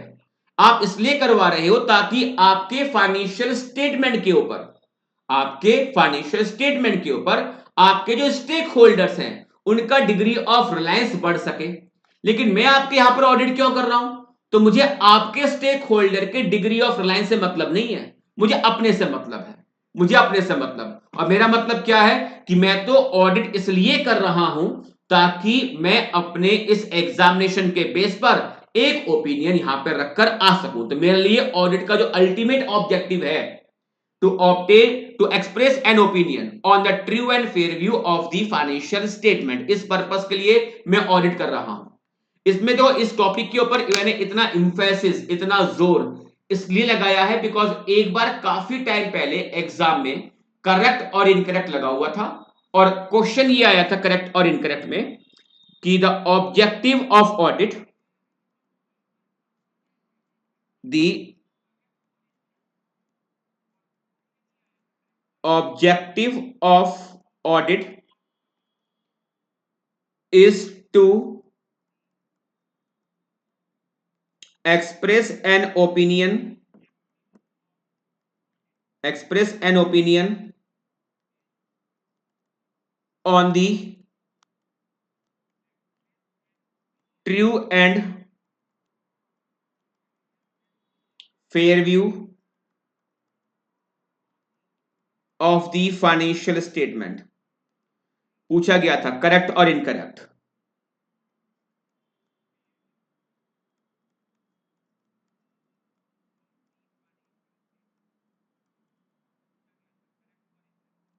करेक्ट और incorrect. The objective of audit, the objective of audit is to express an opinion on the true and fair view of the financial statement। आपको बताना है whether statement is correct or incorrect, whether this statement is correct or incorrect। तो answer बच्चे मैं उम्मीद कर रहा हूं आप सभी ने निकाल लिया होगा। जल्दी से प्लीज मुझे रिप्लाई कर दीजिए, इस जगह पे आंसर क्या होगा। Objective of audit is to express an opinion on the true and fair view of the financial statement. जल्दी से प्लीज रिप्लाई करके बताइए आंसर क्या होगा। इस जगह पर आंसर होगा incorrect, incorrect, answer is incorrect. क्योंकि ये जो ऑब्जेक्टिव है ये ऑब्जेक्टिव ऑडिट का नहीं है, ये ऑब्जेक्टिव ऑडिटर का है। To express an opinion on the true and fair view of the financial statement, ये ऑब्जेक्टिव ऑडिट का नहीं है, ये ऑब्जेक्टिव उसका है जो ये ऑडिट करेगा, that is called as auditor. Objective of audit is to increase the degree of confidence of the intended user on the financial statement। और उस टाइम पर मोस्ट ऑफ द स्टूडेंट अपना आंसर गलत अटेम्प्ट करके आ गए थे। लेकिन बच्चे एक छोटी सी प्रॉब्लम है ना हमारे स्टडी मटेरियल में भी है, एक छोटी सी प्रॉब्लम हमारे स्टडी मटेरियल में भी है। और आपका जो स्टडी मटेरियल है, आईसीआई का स्टडी मटेरियल है, उन्होंने वहां पर यह लिखा हुआ है objective of audit is to express an opinion on the true and fair view of the financial statement, on the true and fair view of the financial statement। तो इन्होंने जो ऑडिट का ऑब्जेक्टिव है ना स्टडी मटेरियल के अंदर, वो from the point of view of auditor बता दिया, वो from the point of view of auditor बताया गया। सुनिए मेरी बात ध्यान से कि अगर कोई पूछे कि ऑडिट का ऑब्जेक्टिव क्या है, objective of audit,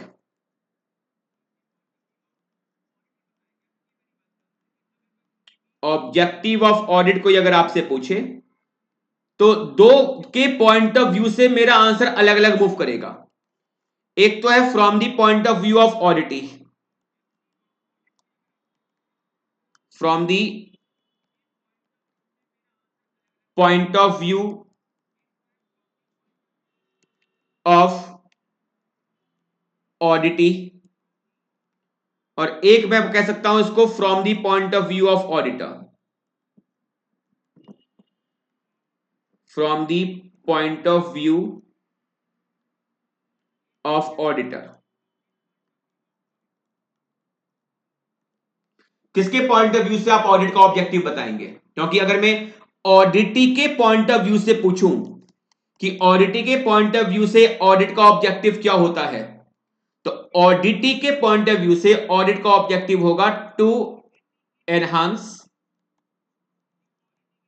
to enhance the degree of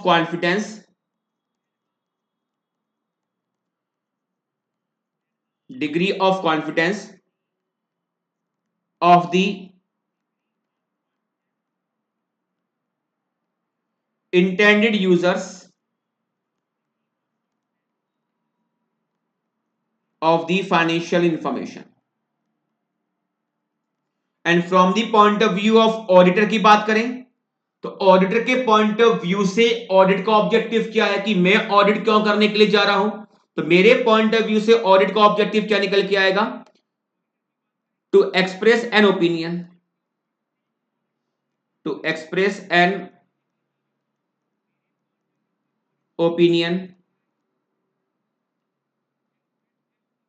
on the true and fair view of the financial statement. ये मेरे पॉइंट ऑफ व्यू से है। बात समझ में आ रही है बच्चे?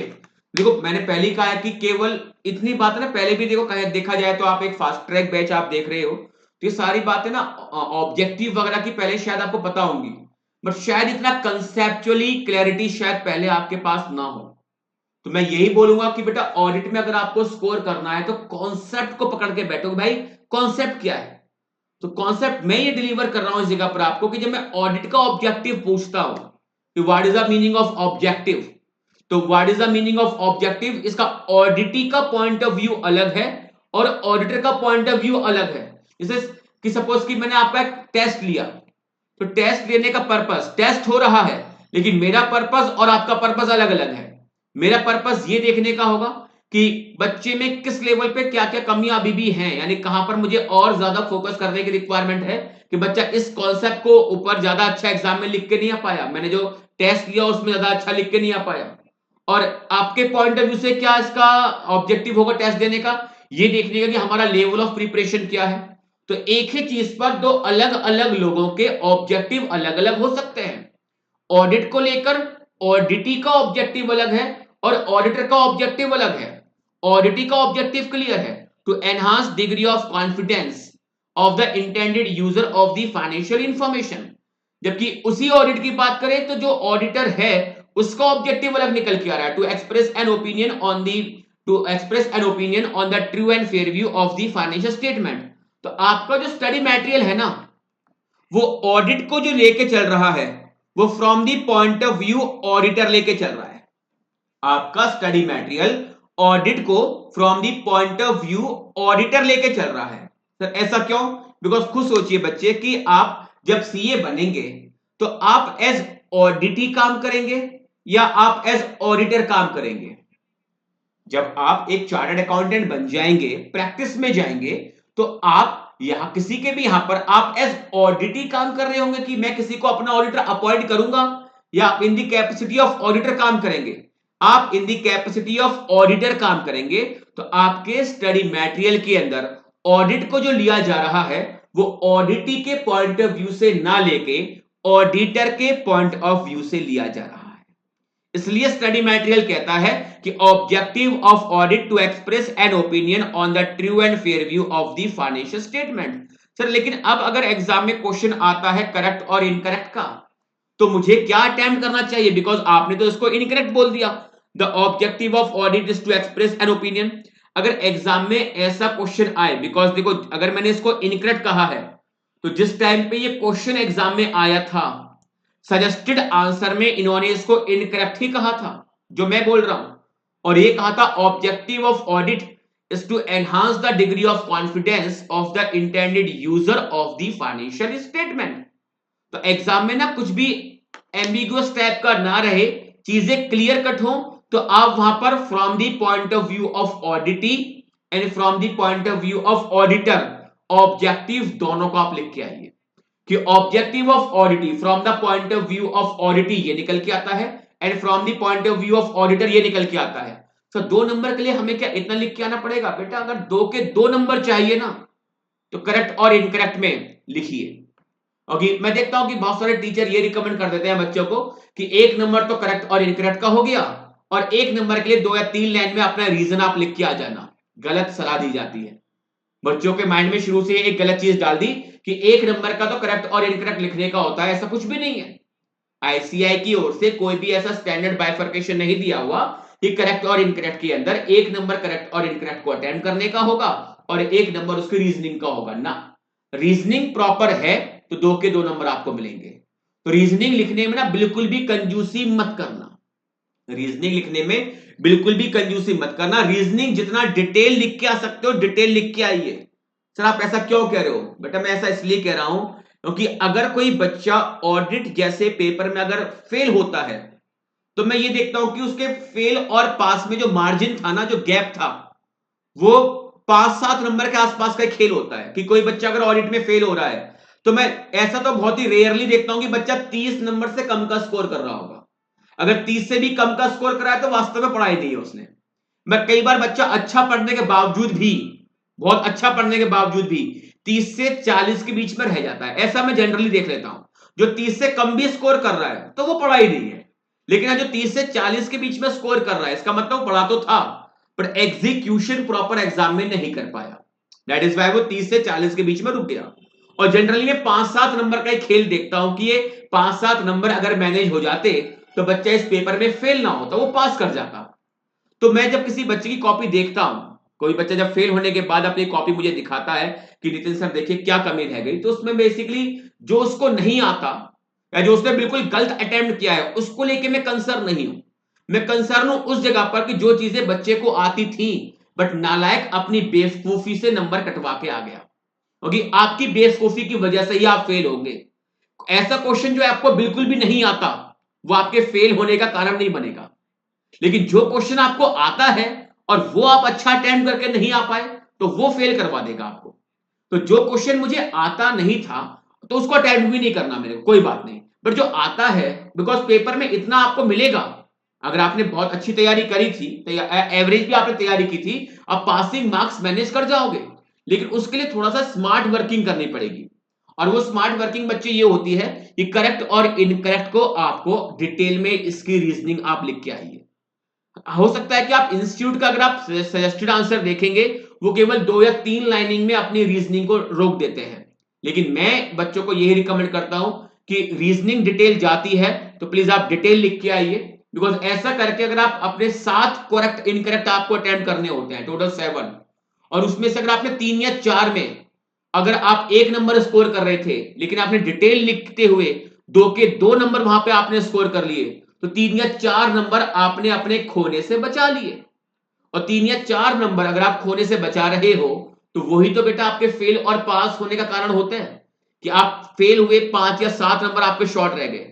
तो बस मुझे यह देखना है कि पूरे पेपर में मैं थोड़ी सी अगर अकलमंदी लड़ाऊं तो 5 या 7 नंबर जो मुझे पहले भी आते थे और वो मुझे अब भी आता है बट पहले मैं लिख के नहीं आ रहा था, अब उसको मैं लिख के आ रहा हूं, तो 5-7 नंबर मैं किस तरह से अपने मैनेज कर सकता हूं। तो करेक्ट और इनकरेक्ट की रीजनिंग आप डिटेल लिख के आएंगे। करेक्ट और इनकरेक्ट इसकी रीजनिंग बेटा आप एग्जाम में डिटेल लिख के आएंगे। तो अब प्लीज मुझे एक बार ये कंफर्म करिए कि ये टाइटल था nature, objective and scope, clear हुआ या नहीं हुआ? जल्दी से प्लीज रिप्लाई करिए। टाइटल था हमारा nature, objective and scope of audit, ये टाइटल क्लियर है या नहीं? प्लीज जल्दी से रिप्लाई करिए। देखो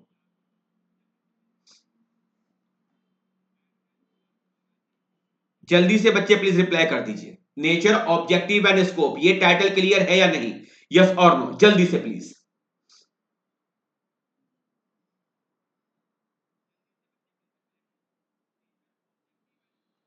टाइटल क्लियर है या नहीं है? चैप्टर 1 स्टार्ट करने जा रहे हैं अब अल्टीमेटली हम chapter number 1, nature, objective and scope of audit. तो नेचर मैंने आपको अच्छा खासा ज्ञान दे दिया, स्कोप के ऊपर बातें कर चुका हूं, ऑब्जेक्टिव के ऊपर बहुत डिटेल मैंने आपसे बात कर ली है। यस सर क्लियर है। देखिए नोट्स आप सभी के पास है या नहीं है? अगर अभी नोट्स आपको नहीं मिले हैं तो मैं क्लास के बाद वीडियो के डिस्क्रिप्शन में नोट्स लगवा दूंगा सर। फिर उसका आंसर करेक्ट लिखना चाहिए या इनकरेक्ट लिखना चाहिए?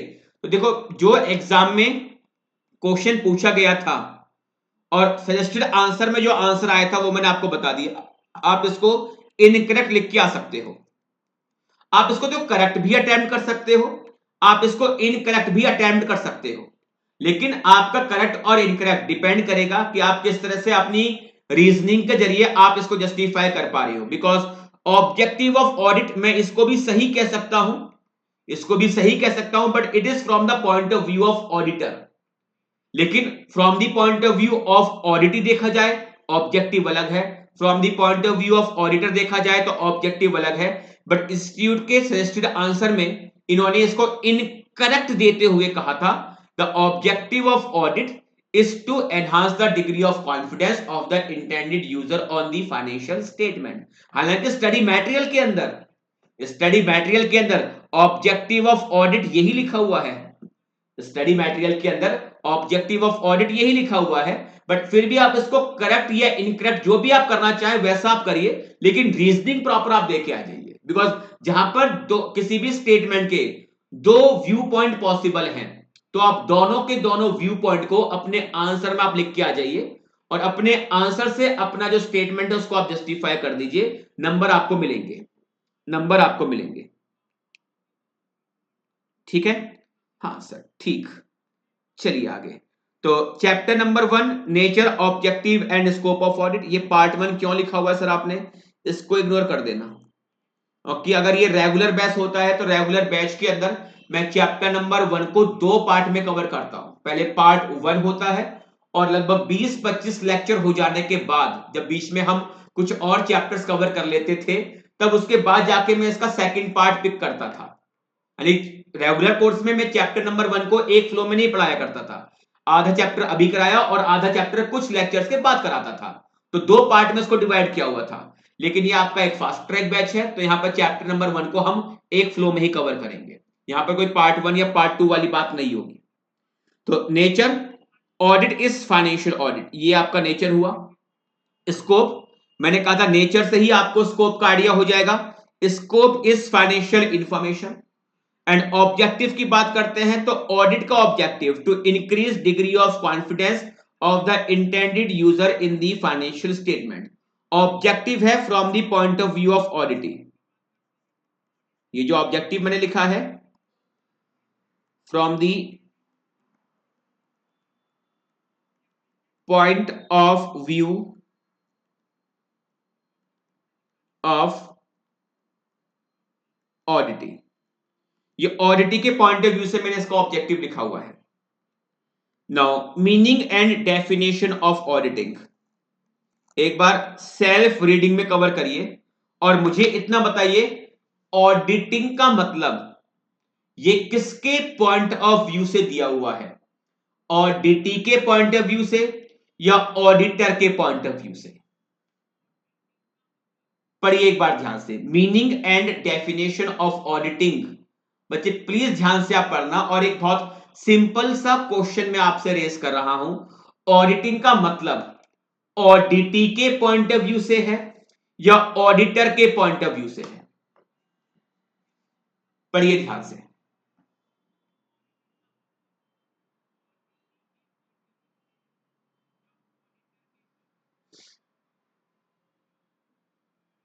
It is auditor point of view, ये ऑडिटर के पॉइंट ऑफ व्यू से है। क्यों?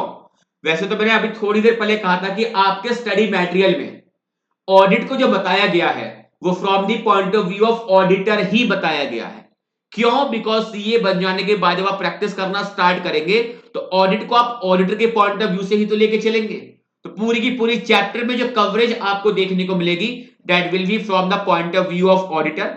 और यहां पर अगर आप देखें तो ऑडिट के डेफिनेशन में लिखा है to express an opinion, to express an opinion. और ओपिनियन एक्सप्रेस करना किसका ऑब्जेक्टिव था? ऑडिट का या ऑडिटर का? सर वो ऑडिटर का ऑब्जेक्टिव था। Meaning and definition of auditing देखिए ध्यान से, audit is independent examination of financial information of any entity of any entity to express an opinion on the true and fair view of the financial information या फिर financial statement. Audit is independent examination of financial information of any entity. अगर मेरी बात सुनना ध्यान से, अगर मैं इसका मीनिंग कुछ ऐसे लिखता हूं, audit is independent examination of financial information of any entity to enhance degree of confidence of the intended user of the financial information या फाइनेंशियल स्टेटमेंट. तो ये आपका ऑडिट का जो मीनिंग होता, ये from the point of view of audit ही निकल के आ जाता. क्योंकि हम यहां पर ऑडिट क्यों करवा रहे हैं, ताकि फाइनेंशियल स्टेटमेंट का जो यूजर है उसका एक डिग्री ऑफ कॉन्फिडेंस बढ़ सके. लेकिन यहां पर ऑडिट का ऑब्जेक्टिव क्या लिखा हुआ है, यहां पर ऑडिट का ऑब्जेक्टिव क्या लिखा हुआ है, टू एक्सप्रेस एन ओपिनियन. तो ये किसके पॉइंट ऑफ व्यू से हमने यहां पर मीनिंग की बात करी है, it is from the point of view of auditor. So audit is independent examination of financial information of any entity to express an opinion on the true and fair view of the financial information या financial statement. अब अगर आप बच्चे इसको ध्यान से आप देखो, तो एक तरफ मैंने लिखा है यहां पर फाइनेंशियल इंफॉर्मेशन और एक तरफ लिखा है यहां पर फाइनेंशियल स्टेटमेंट. इन दोनों में डिफरेंस क्या है? फाइनेंशियल इंफॉर्मेशन या फिर फाइनेंशियल स्टेटमेंट, इन दोनों में डिफरेंस क्या है?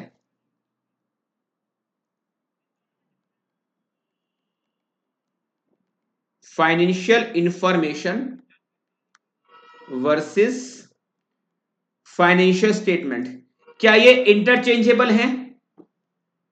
क्या ये इंटरचेंजेबल है? बिकॉज मैंने यहां पर मीनिंग देखो किस तरह से लिखा हुआ है, audit is independent examination of financial information. Because अगर हम ऑडिट की बात कर रहे हैं तो ऑडिट का मतलब हमारे लिए केवल और केवल कौन सी ऑडिट से रहेगा?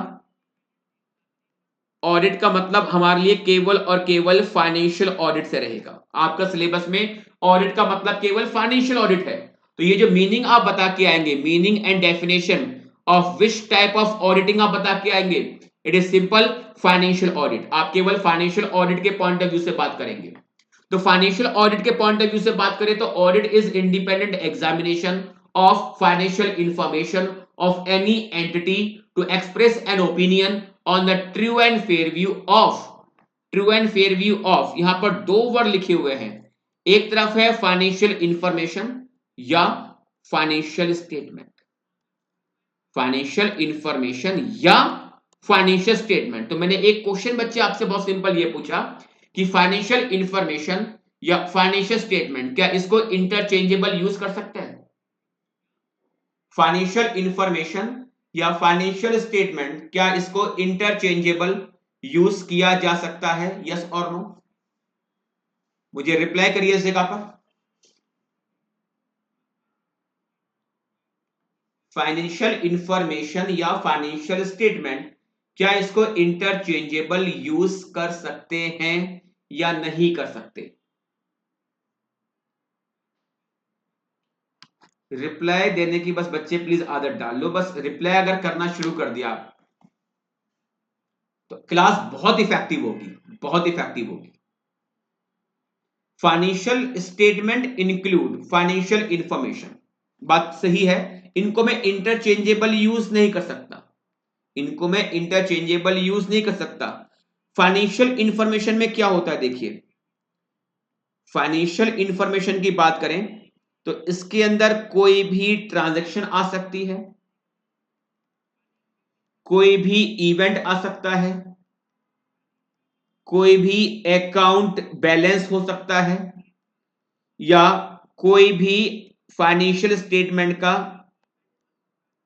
डिस्क्लोजर हो सकता है. वे purchase sales, these are transaction. Income expense, these are transaction. अगर इवेंट की बात करें तो बैड डेट का होना, ये एक इवेंट है. या चलिए कि आपका लॉस हुआ है, कोई अर्थक्वेक आया उससे लॉस हुआ, या कोई आग लग जाती है उससे लॉस हुआ, ये भी इवेंट है. ट्रांजैक्शन का भी कई बार एंड रिजल्ट आपका इवेंट बन जाता है. अकाउंट बैलेंस की बात करते हैं तो कोई भी एसेट है, लायबिलिटी है, वो एक अकाउंट बैलेंस है. या जो डिस्क्लोजर्स आते हैं, all these are financial information. और जबकि मैं फाइनेंशियल स्टेटमेंट की बात करता हूं तो इसको मैं क्या कहूंगा, these are summaries of financial information. Financial information की समरी को फाइनेंशियल स्टेटमेंट कहा जाता है। यानी फाइनेंशियल इंफॉर्मेशन के बेसिस पर, फाइनेंशियल इंफॉर्मेशन के बेसिस पर फाइनेंशियल स्टेटमेंट बनते हैं। यानी पहले क्या बनेंगी, पहले बनती है फाइनेंशियल इंफॉर्मेशन, और उन्हीं फाइनेंशियल इंफॉर्मेशन के बेसिस पर आप क्या तैयार करेंगे, फाइनेंशियल स्टेटमेंट आप तैयार करेंगे। तो फाइनेंशियल स्टेटमेंट क्या है, these are the summaries of financial information. Like अगर बात करें तो अगर ये एक इनकम स्टेटमेंट है तो इनकम स्टेट का मतलब क्या हुआ, प्रॉफिट एंड लॉस अकाउंट, या इसको आप कह देते हो statement of profit and loss. अगर ये पोजीशन स्टेटमेंट है तो इसको आप क्या कहते हो, बैलेंस शीट, या फिर ये हो सकता है कैश फ्लो स्टेटमेंट, कैश के इनफ्लो एंड कैश के आउटफ्लो का स्टेटमेंट। तो फाइनेंशियल स्टेटमेंट बेसिकली क्या है, these are the summaries of financial information. Financial information की समरी के बेसिस पर ही फाइनेंशियल स्टेटमेंट तैयार किए जाते हैं। और फाइनेंशियल इंफॉर्मेशन क्या होती है, उसके एग्जांपल मैंने आपको दिए, these are simply transaction, event, account balances and disclosure, these are the financial information. इतनी बात समझ में आती है। तो फाइनेंशियल इंफॉर्मेशन क्या है वो क्लियर है, फाइनेंशियल स्टेटमेंट क्या है सर वो हमें क्लियर है। तो अब ये बताइए, एक क्लाइंट ने मुझे अपॉइंट करा ए लिमिटेड,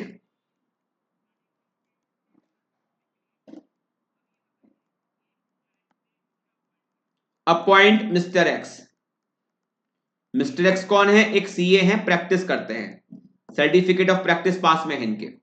तो ए लिमिटेड ने अपॉइंट करा मिस्टर एक्स को to express an opinion, to express an opinion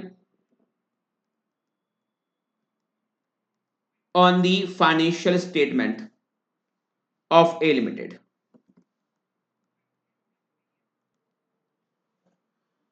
To express an opinion on the financial statement of A Limited, or on the other side B Limited appoint Mr. X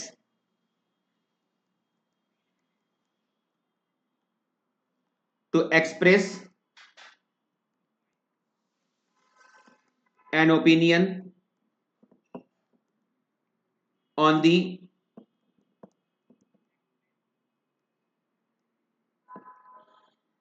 inventory of B Limited।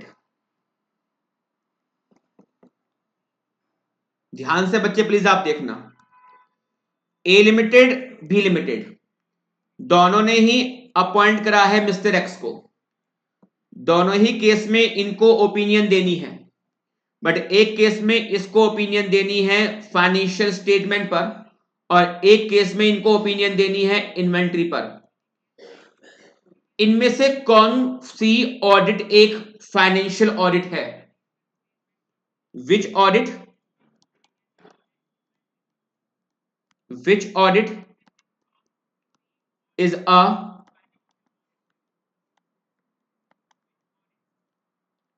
Financial audit. Options दे रहा हूं आपको, A limited, option B B limited, option C both A and B,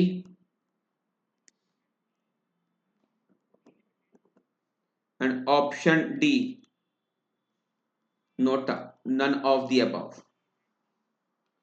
निकालिए answer, इनमें से कौन सी audit एक फाइनेंशियल ऑडिट है,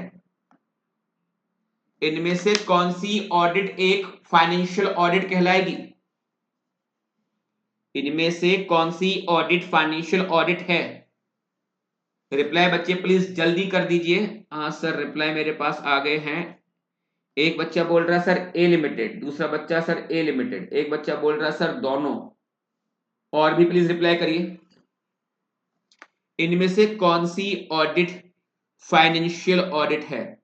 फाइनेंशियल ऑडिट का मतलब क्या बताया था? फाइनेंशियल ऑडिट का मतलब क्या बताया आपको? Examination of financial information. आप जब फाइनेंशियल इंफॉर्मेशन को एग्जामिन करते हो, स्कोप क्या था? फाइनेंशियल ऑडिट का स्कोप क्या था? इसको आप देखो एक बार ध्यान से कि फाइनेंशियल ऑडिट का स्कोप क्या था, आपको क्या एग्जामिन करना है। स्कोप में मैंने क्या लिखवा रखा है आपको? Financial information. फाइनेंशियल ऑडिट का जो स्कोप है वो क्या है? फाइनेंशियल इंफॉर्मेशन है। तो अब अगर ये जो क्वेश्चन मैंने आपसे पूछा था, कहां गया, कहां गया, ये रहा।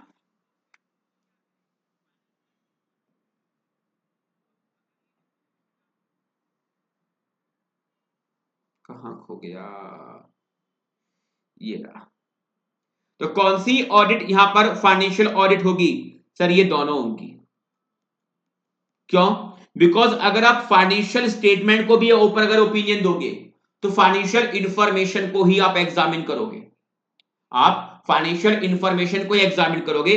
और अगर आप इन्वेंट्री के ऊपर ओपिनियन दे रहे हो, अगर आप इन्वेंट्री के ऊपर ओपिनियन दे रहे हो तो भी आपको आपको यहां पर फाइनेंशियल इंफॉर्मेशन को एग्जामिन करना होगा। बट फर्क यह होगा कि अगर आप ए लिमिटेड में ऑडिट कर रहे हो तो आपको सारी के सारी फाइनेंशियल इंफॉर्मेशन को एग्जामिन करना होगा। और अगर आप केवल इन्वेंट्री के ऊपर ओपिनियन दे रहे हो तो आपको केवल इन्वेंट्री से रिलेटेड फाइनेंशियल इंफॉर्मेशन को एग्जामिन करना होगा। जस्ट लाइक कि मैं वहां पर परचेज, सेल्स, डेटर्स, क्रेडिटर्स, कुछ इनसे रिलेटेड आइटम्स वहां पर मैं चेक कर रहा हूं। जबकि फाइनेंशियल स्टेटमेंट की अगर आप ऑडिट करेंगे तो उस केस में आप सारी की सारी फाइनेंशियल इंफॉर्मेशन को आप चेक कर रहे होंगे। बट बात यह है कि आप चाहे ए लिमिटेड में ऑडिट कर रहे हो या आप बच्चे बी लिमिटेड में ऑडिट कर रहे हो, बट अल्टीमेटली आप एग्जामिन क्या करोगे? अल्टीमेटली आप एग्जामिन क्या करोगे? फाइनेंशियल इंफॉर्मेशन को एग्जामिन करोगे।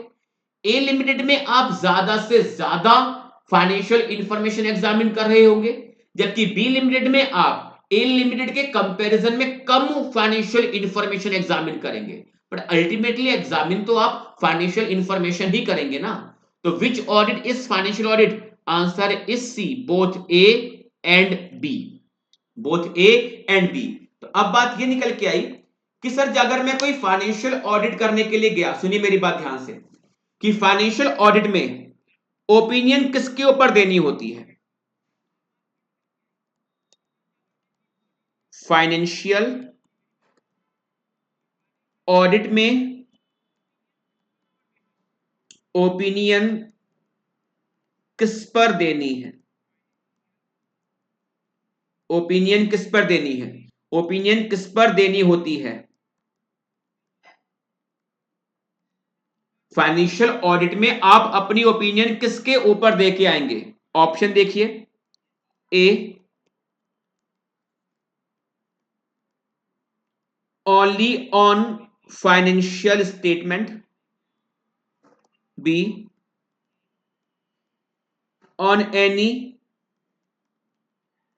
Specific financial information. C, either A और B, and D NOTA, none of the above. Financial audit में ओपिनियन किसके ऊपर देनी होती है? फाइनेंशियल ऑडिट में ओपिनियन किसके ऊपर देनी होती है? A, only on financial statement. B, on any specific financial information. Example दिया था अभी मैंने इन्वेंट्री का, लाइक इन्वेंट्री।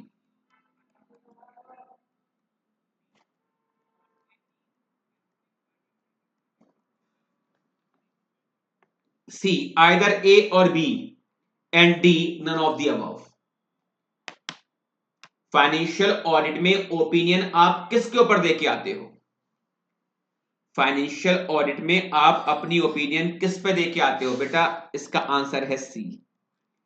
ओपिनियन हो सकता है कि फाइनेंशियल स्टेटमेंट पे देने के लिए पॉइंट क्या हो। अभी मैंने जो ऊपर आपको एग्जांपल दिया था, तो ए लिमिटेड वाला एग्जांपल मेरा यही था और एक क्लाइंट अगर आपको इन्वेंट्री पर ऑडिट करने के लिए अपॉइंट कर रहा है तो वो था बी लिमिटेड। और बताइए कि क्या दोनों की दोनों ऑडिट फाइनेंशियल ऑडिट थी या नहीं थी?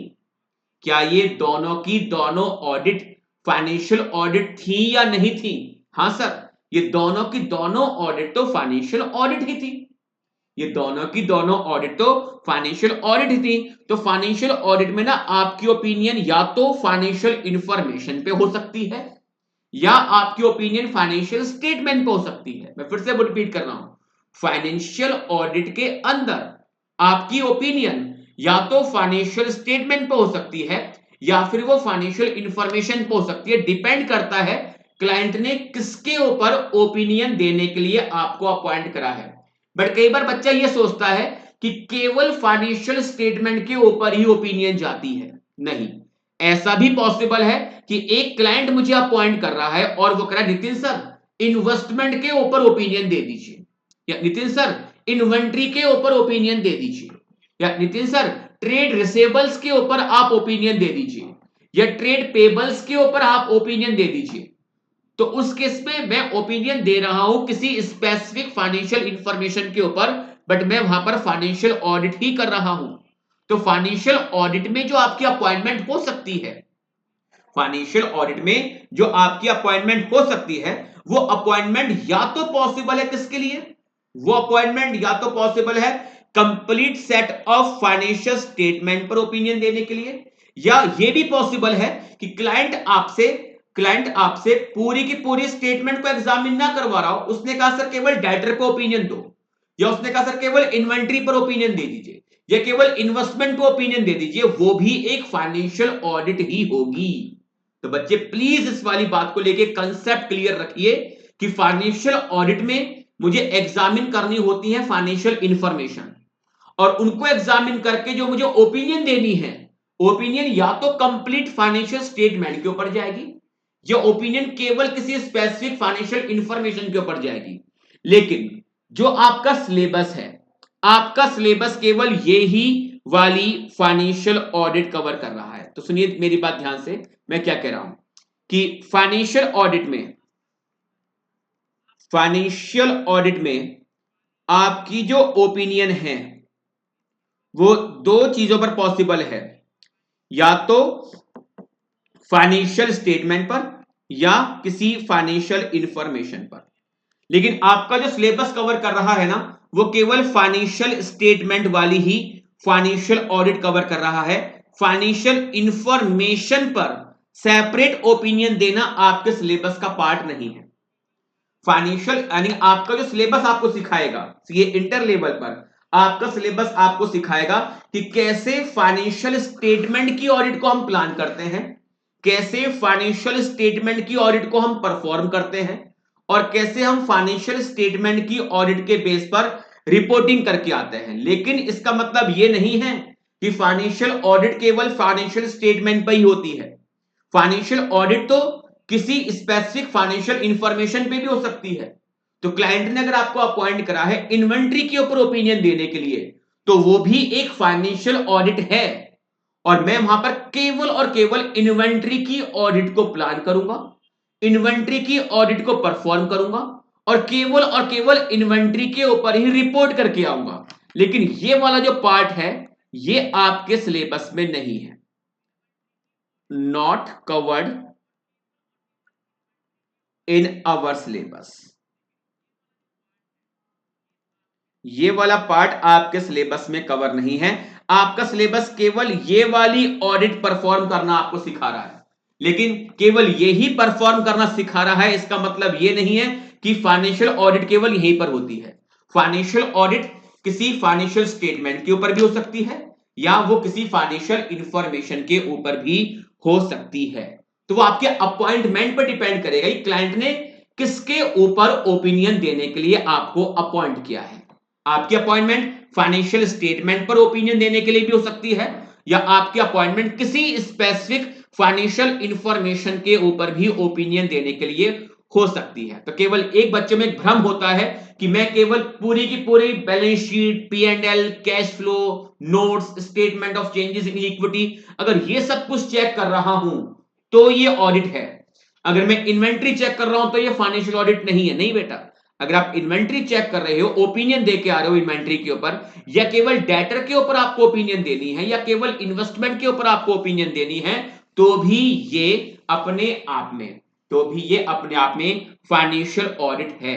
दैट इज वाई अगर आप मीनिंग देखेंगे ना, तो मीनिंग में देखो मैंने क्या लिखा हुआ है, पढ़ो ध्यान से। ऑडिट का मतलब क्या है यहां पर? Financial audit. तो financial audit is independent examination of financial information. भाई अगर आपको स्टेटमेंट के ऊपर भी ओपिनियन देनी है तो अल्टीमेटली एग्जामिन क्या करना होगा आपको? Financial information. डिफरेंस केवल यह होगा कि अगर फाइनेंशियल स्टेटमेंट पर ओपिनियन देनी है तो आप सारी की सारी फाइनेंशियल इंफॉर्मेशन चेक करेंगे, और अगर किसी स्पेसिफिक फाइनेंशियल इंफॉर्मेशन के लिए आपको अपॉइंट किया गया है तो उस केस में केवल और केवल उसी स्पेसिफिक फाइनेंशियल इंफॉर्मेशन से रिलेटेड फाइनेंशियल इंफॉर्मेशन को एग्जामिन करेंगे। बट इतना तय है, एग्जामिनेशन तो किसके ऊपर होगा? फाइनेंशियल इंफॉर्मेशन के ऊपर ही होगा। तो financial audit is independent examination of financial information of any entity to express an opinion on the true and fair view, या तो फाइनेंशियल इंफॉर्मेशन या फिर फाइनेंशियल स्टेटमेंट।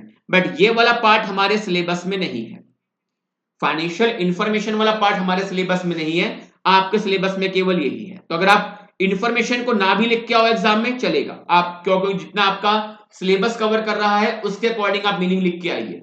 आपका सिलेबस कवर करता है केवल फाइनेंशियल स्टेटमेंट की ऑडिट, तो वही हम कवर करेंगे। Audit is independent examination of financial information of any entity to express an opinion on the true and fair view of financial statement.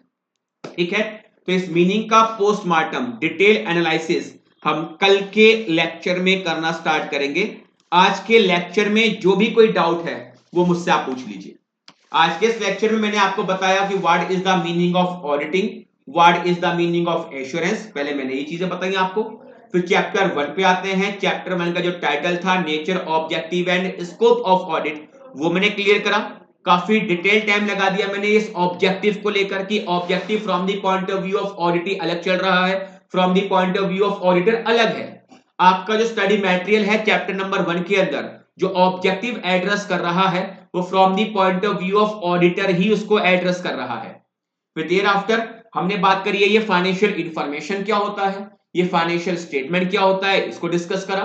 और फाइनेंशियल ऑडिट केवल जरूरी नहीं है कि फाइनेंशियल स्टेटमेंट के ऊपर ही होती हो, फाइनेंशियल ऑडिट किसी स्पेसिफिक फाइनेंशियल इंफॉर्मेशन के ऊपर भी पॉसिबल है। लेकिन आपका सिलेबस फाइनेंशियल स्टेटमेंट वाली फाइनेंशियल ऑडिट कवर करता है, फाइनेंशियल इंफॉर्मेशन के ऊपर सेपरेट ओपिनियन देना ये आपके सिलेबस का पार्ट नहीं है। तो उम्मीद कर रहा हूं बेटा आज के इस लेक्चर में काफी चीजें, बेसिक सी बातें, बहुत बेसिक से कॉन्सेप्ट आपके काफी हद तक क्लियर रहे होंगे, हुए होंगे। चलिए क्लास की टाइमिंग की बच्चे बात कर रहे थे, अब आप सब अब बात कर सकते हो। आज के इस लेक्चर की कवरेज हमारी इतनी ही रहेगी। कल मिलेंगे आपसे जब डिस्कस करेंगे डिटेल में एनालिसिस ऑफ डेफिनेशन, यानी कि इसमें डिस्कस करूंगा मैं आपसे what is independent examination, financial information क्या होती है, एंटिटी क्या होती है, ओपिनियन क्या होता है, ट्रू एंड फेयर व्यू क्या होता है, फाइनेंशियल स्टेटमेंट क्या होता है। ये सारी चीजें कल के लेक्चर में हम काफी डिटेल डिस्कस करेंगे। 6 से 8 कर लीजिए सर, 6 से 8, 6 बजे ज्यादा जल्दी नहीं हो जाएगा? हाँ चलिए, और 8 से